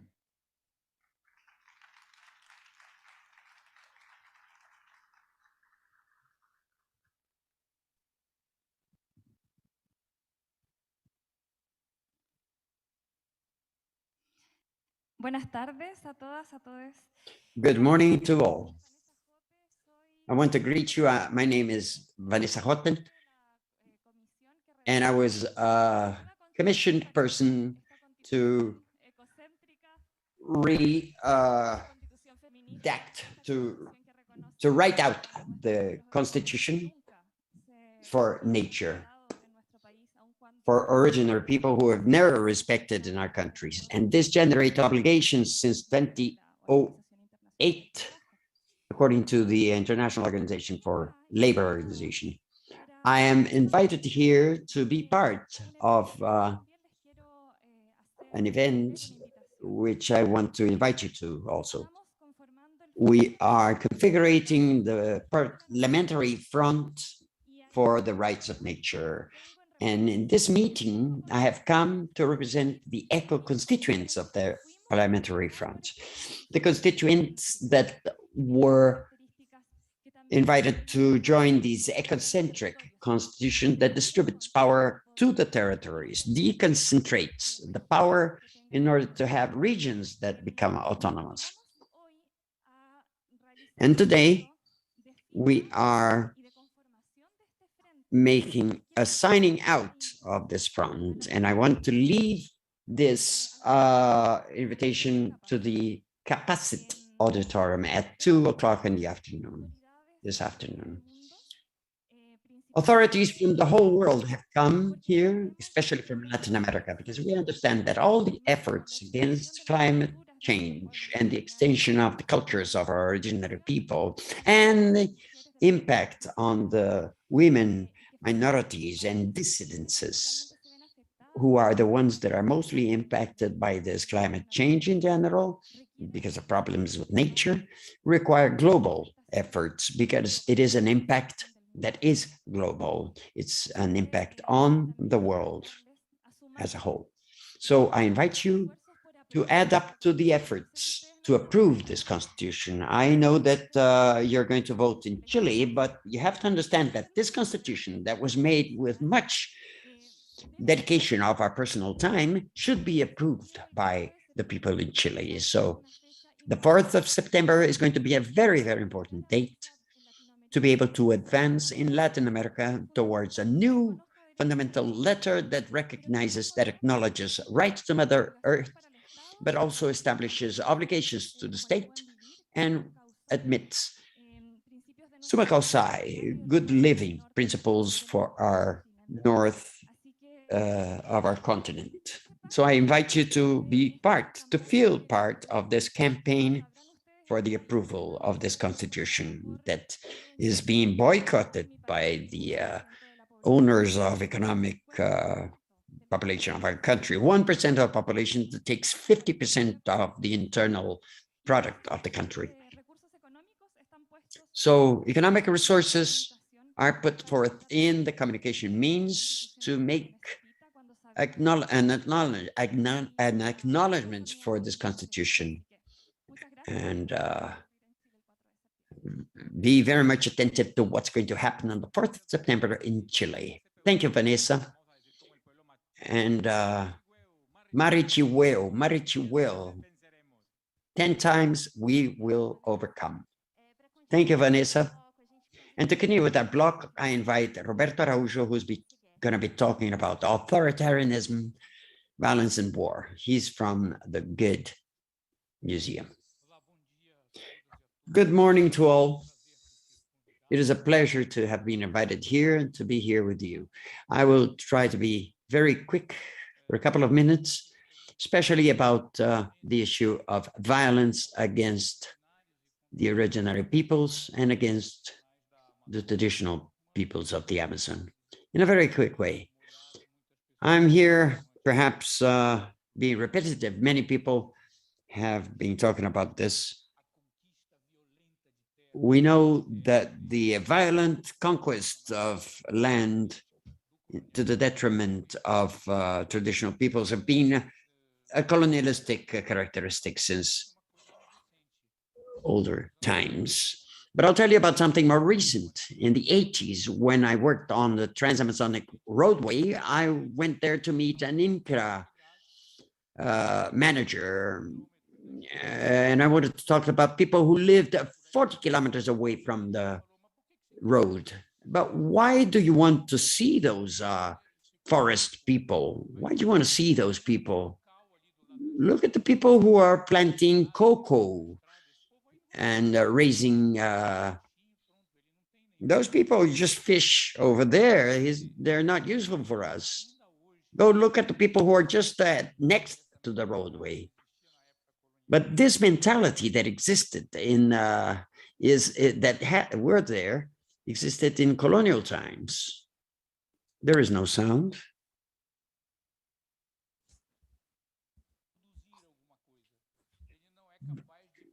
But they think that people who live in the Amazon are not capable of producing large scale merchandise. So he is useless. He should just be put at the disposal of workforce for the colonizing agent. This is something that has been passed over from one time to another since colonial times. And even then, since the 18th century, we have a farming category that is in the Amazon that produces practically everything that is being exported to Europe, but cannot make direct commerce with the metropolis. He only makes commerce through intermediaries. And these people who even during the rubber cycle is producing are the quilombolas, are those who pick up the indigenous activities. It is the Amazonian population that has always been invisible, and their economic contribution has always been invisible, and their presence in the territory is totally invisible.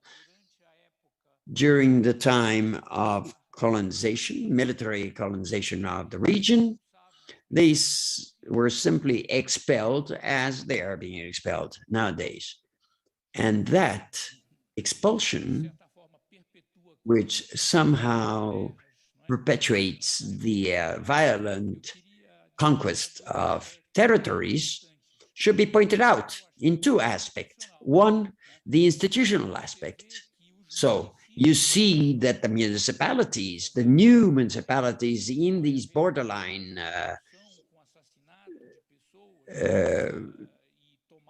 advancement of taking up lands, the municipalities that are formed is around illegal mining, illegal deforestation, and around great land proprietors who own also killers, murderers, paid murderers, who are put in public safety, public security. So the municipalities are born, the new municipalities are born with illegitimate outlaws who command the institutions, which perpetuates impunity and violence and impunity. So besides the reproduction of these new elites that have been there for 500 years, who now own banks and great financial conglomerates, we have a great possibility of social ascension through violence, which is exactly what is behind these big groups of agribusiness that also have these lobbies in the National Congress, the political control over the local political instance, and their great importance. So that points out to the great job that the human rights defenders have in those places. Since the 90s, with the creation of the National System of Conservation Units, with the influence of the ecologist perspective and ECO 92, and the definition of what is a traditional population, for the first time in the Amazon, this population that was genetically called farmers, quilombola, riverside dwellers, and neo-indigenous now, it starts to be visible and to have a voice. I'm over with my time, yes. But this is very important. This is very important for several reasons, because really it is necessary that other people have talked about this, that we be against this last invasion of capital in the search for resources here in the Amazon. But I would like to put another reflection that is important from the ethical point of view. You know those texts of Benjamin Franklin, which he wrote in the 18th century, which says that the time is money. And he says that money makes money. So he compares money with the fertility of a female swine with a soul.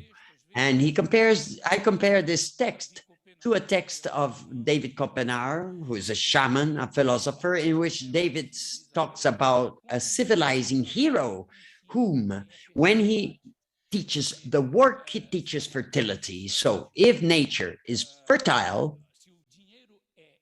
if money is fertile, the nature is sterile. If nature is fertile, money is sterile. So I believe that this ethical debate is one of the biggest struggles of our times. Thank you. Thank you, Roberto. We want a fertile Amazon and without violence, because you can't have one thing without the other thing. A lack of violence in nature, a fertile nature. I thank you for those who are participating in the auditorium. We're coming to the crucial part of the assembly, which is what are we going to do after this meeting and then at the forum? What is coming? What is being built and which paths are we going to follow? I give the floor to Janaína, who introduces the closure of our event with a closure that is going to be full of energy. Thank you, Roberto. Thank you, Álvaro, to have spent the morning here with us. And thank you to all who are following here in the auditorium and virtually. And I'd like to invite Father Dario Bossi as to how to continue here in the assembly and how we'll continue with the FUSPA. This struggle is ours. This struggle is of the people. It is with justice that a new world is born. Struggle is ours. The struggle is of the people. It is with justice that we make a new world. Where is the World Assembly of the Amazon after this big time of hearing, of this rereading of where the Amazon is? What are the paths that we're going to follow? You know that AMA, the World Amazon Assembly, is a plural, free, self-summoned space for convergence. It wants to Amazonize the communities, our countries, and call the world to Amazonize itself. So that's why it dares to be called World Assembly for the Amazon. So we will try to escalate this both nationally and internationally into the actions and reivindications that we have. In today's situation, from everything we heard, we will need at the same time to have knowledge to look ahead, but also the urgency to give answers right now. This is the decisive decade, and we have 90 months around to give an answer to the shout of the Amazon, to give an answer in times that will be more and more conflictive times, or attack, but also of manifestation, of reivindication. So it is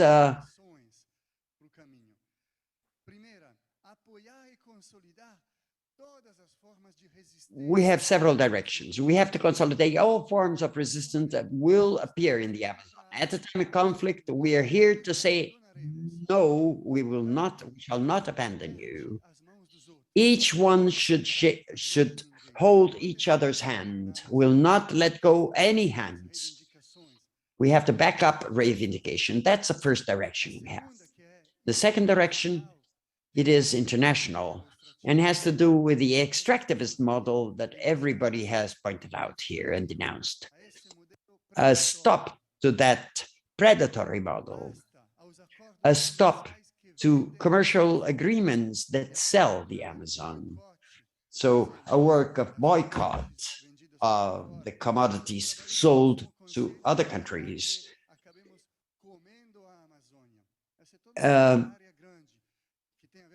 Also, alert consuming to stop eating the Amazon. Another direction is to make the Amazon a world subject. So this world movement that we will hear about, it has to do with the proposal of the Earth Assemblies, a great summoning, the voice of the peoples against the climatic hypocrisy. World assemblies to globalize the scream of the Amazon and to make it a solidary, universal solidary movement. And the last direction that AMA may follow is the systemic alternatives, to rethink the model as a whole. It's all the area of the rights of nature. We've heard of the importance of a parliamentary front that might defend the rights of nature. The whole path of just, fair transitions made, taking into account the interest of the peoples. And the martyrs, together with the martyrs for the Amazon, say, life to the Amazon. Thank you, Father Dario. We will have an activity for the martyrs of the Amazon, and outside we have a band that may have featured the names of those who lost their lives because of COVID. And to make our conclusions and to resume all the demands that we've heard today from all the people's territories and themes that we've worked on in this morning, I would like to invite Professor José Correa, who is a member of Collective 660.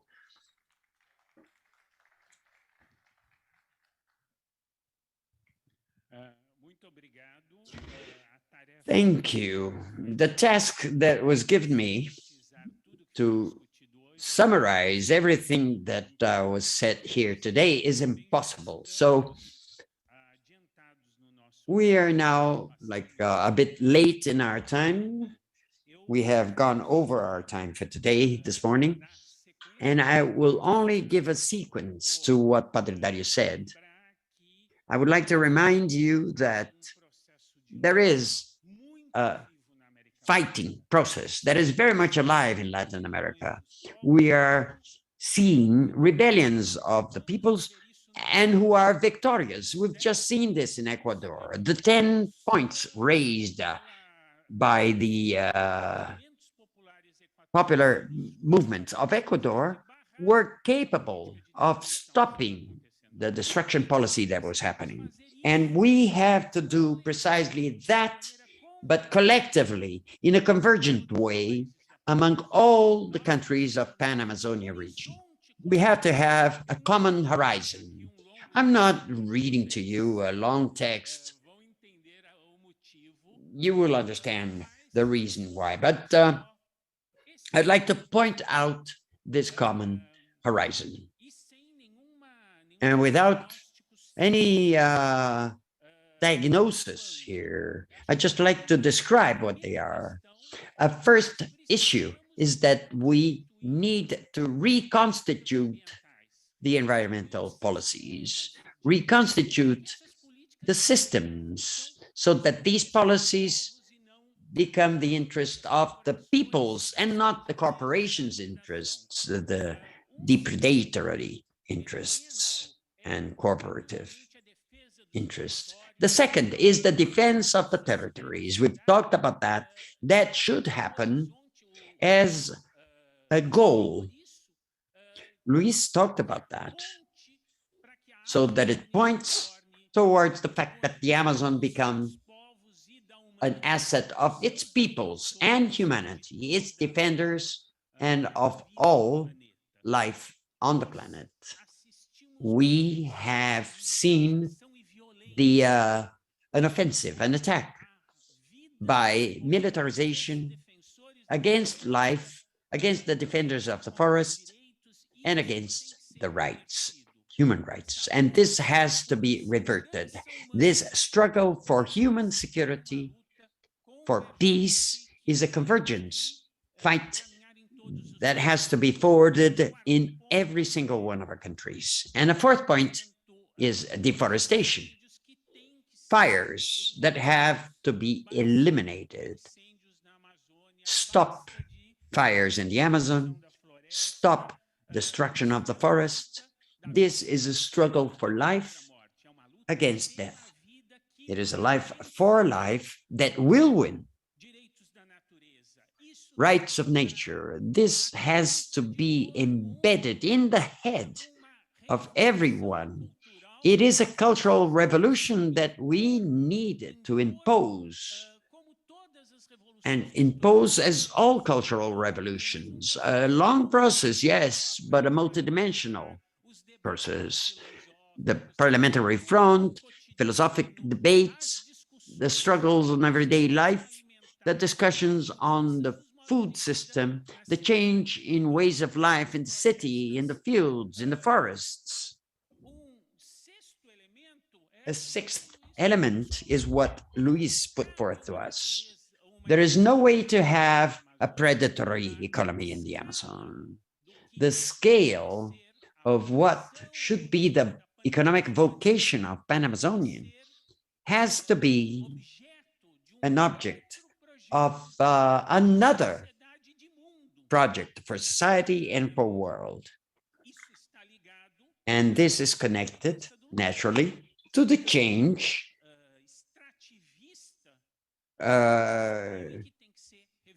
this has to be changed in the extractivist view of the Amazon. Food sovereignty, ecology, agroforest, and integrated management of territories. All this has to take to another model for economy that will not restrict itself to the Amazon. It has to incorporate the whole of our continent. This is connected to energetic and productive transition. There will be dozens of talks of this in the FOSPA. I won't stop here. I won't focus that. But that has to do with the whole history of our peoples for employment, with income, social justice. And I will concentrate now only on the innovative proposal that we are formulating in the scenario of AMA, which is the evaluation that the system, the UN system for climate conferences has failed. The COPs, the COPs, for 30 years have not brought any concrete results. And the next COPs will be in petroleum producing countries. And there's not at random. We have to have an alternative. And that is not an alternative only for environmental struggle or the Amazonian peoples and all those who are in solidarity with their struggle. It is an alternative for humanity as a whole. The World Assembly of the Amazon, for the Amazon, is proposing that we make earth assemblies in a process that might be able to congregate the living forces that struggle against climate urgencies, energetic crisis, and all that struggle against the death of the planet. So the idea is that we, from now on, begin a process of constitution, an international process for the constitution of earth assemblies that might serve as a counterpoint to the COPs, that might really offer an alternative from the point of view of life regarding what is the management of the ecological collapse of the planet. So earth assemblies are being forwarded within a tradition of thinking of a world in an ample way, thinking of a world from our most ambitious dreams, thinking of the great motherland, Pachamama, but also to think for the planet, an alternative in which we believe to be brought forth from Ama, from FOSPA, from the Amazon region and its peoples. This is what we are visualizing as a most ambitious proposal that we might forward in the next period.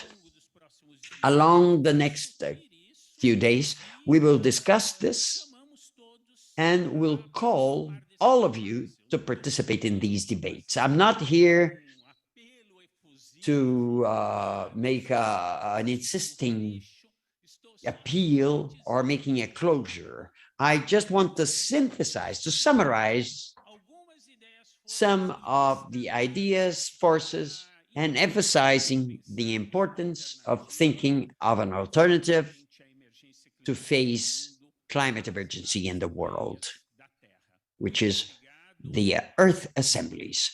Thank you very much. Now, coming back to our activities, it's me who thank you. This is the invitation so that you and us might come into struggles and resistances for the Amazon. I want to thank Alvaro and everybody who participated, talking, and everybody who was present here, both presentially and virtually. And I want to thank the technical team who's operated the sound and all the translations to Portuguese, English, Spanish, French, and also thank the interpreters of Brazilian Sign Language who are here with us. Thank you all for being with us. Thanking from our hearts, translators, technicians, those who are in internet listening and hearing the sweet words that come from the Amazon. Well, we'll have our Earth Assemblies, yes, because we have to defend with much justice and urgency, and we have no other option. Either we have to rebel or to extinguish. With that creativity, we'll make a very, very special closure with our colleague Iremar and company.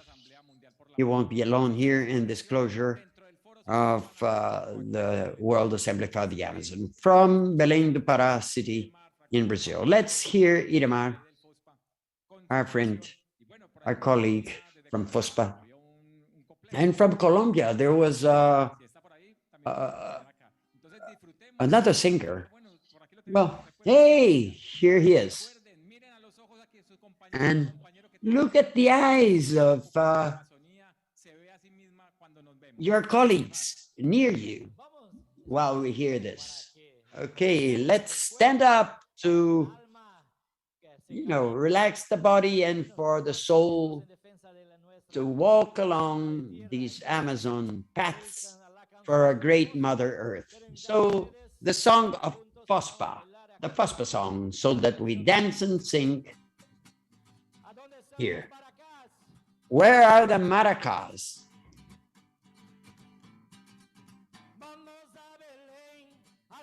Let's go to Belém to do whatever it is to unite initiative. The struggle continues.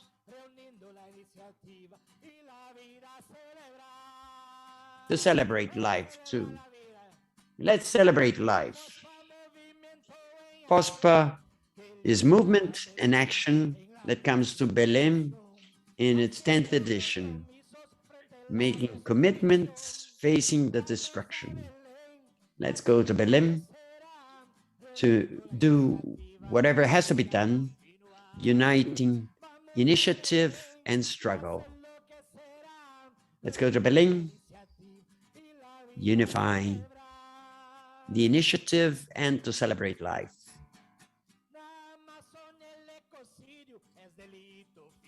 In the Amazon, ecocide is a crime.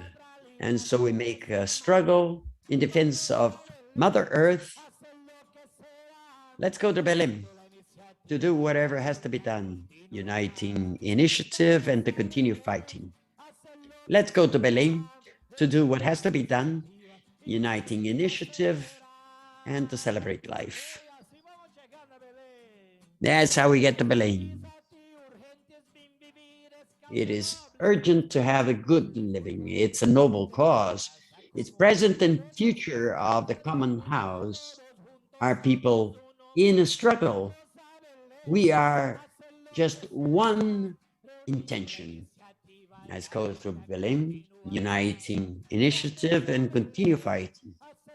Let's go to Belém, uniting initiative and celebrating life.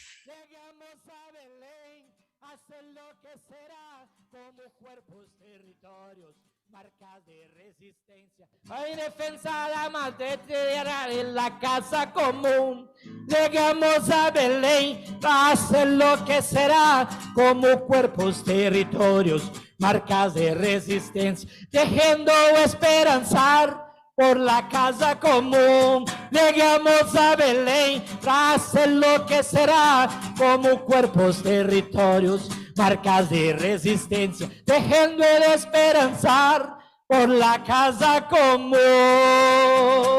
Bienvenidas, bienvenidas. Welcome, everybody. Welcome. Thank you, Iremar. Well, let's get nearer to take a picture of this family. And Agripino from Colombia will share with us a song which summarizes what has happened in this morning. And let's get together in this photograph.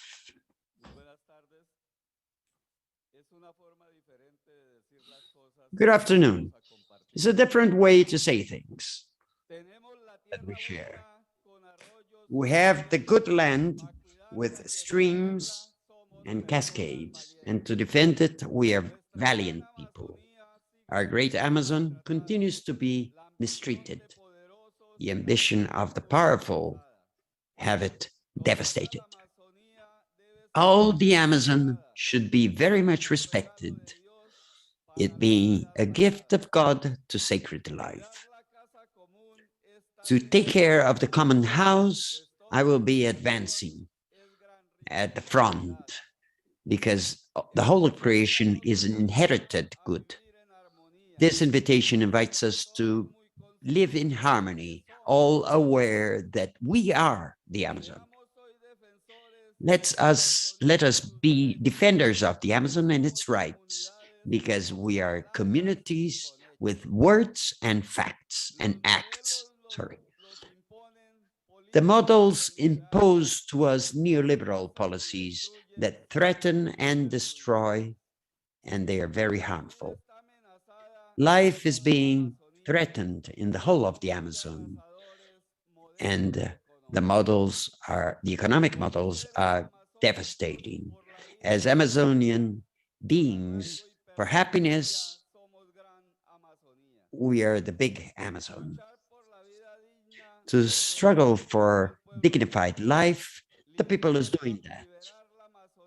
To liberate the Amazon of all extractivism. The state policies do not permit harmony that there should be in the peoples of the whole of the Amazon. In this big assembly, we are gratefully present here, searching for the construction of a different world. The governments nowadays promote something very unfair because they advance with projects that are destruction and death. United in the assembly and in the permanent struggle, let's save the Amazon because we're valiant people. What we share today are Amazonian knowledge, parts Let's struggle for the Amazon because we are Amazonian people. For us and for others, the Amazon is greatness. Let's live in harmonies, God, man, and nature. Let's fight together with love and no laziness. Let's let them recognize our rights. Let them recognize the rights of Mother Nature. More water, more life, more water, because we are the Amazon. Thank you. Thank you. Thank you, Agrippino. Well, let's get together to take the photograph of this great family, of this great amata that sustains us all in the Amazon. Well, somebody has to take the picture here, right? So please come to the front in the middle to make a picture of our meeting today.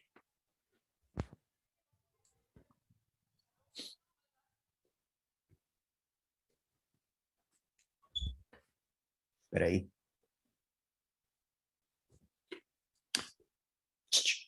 Quietinho.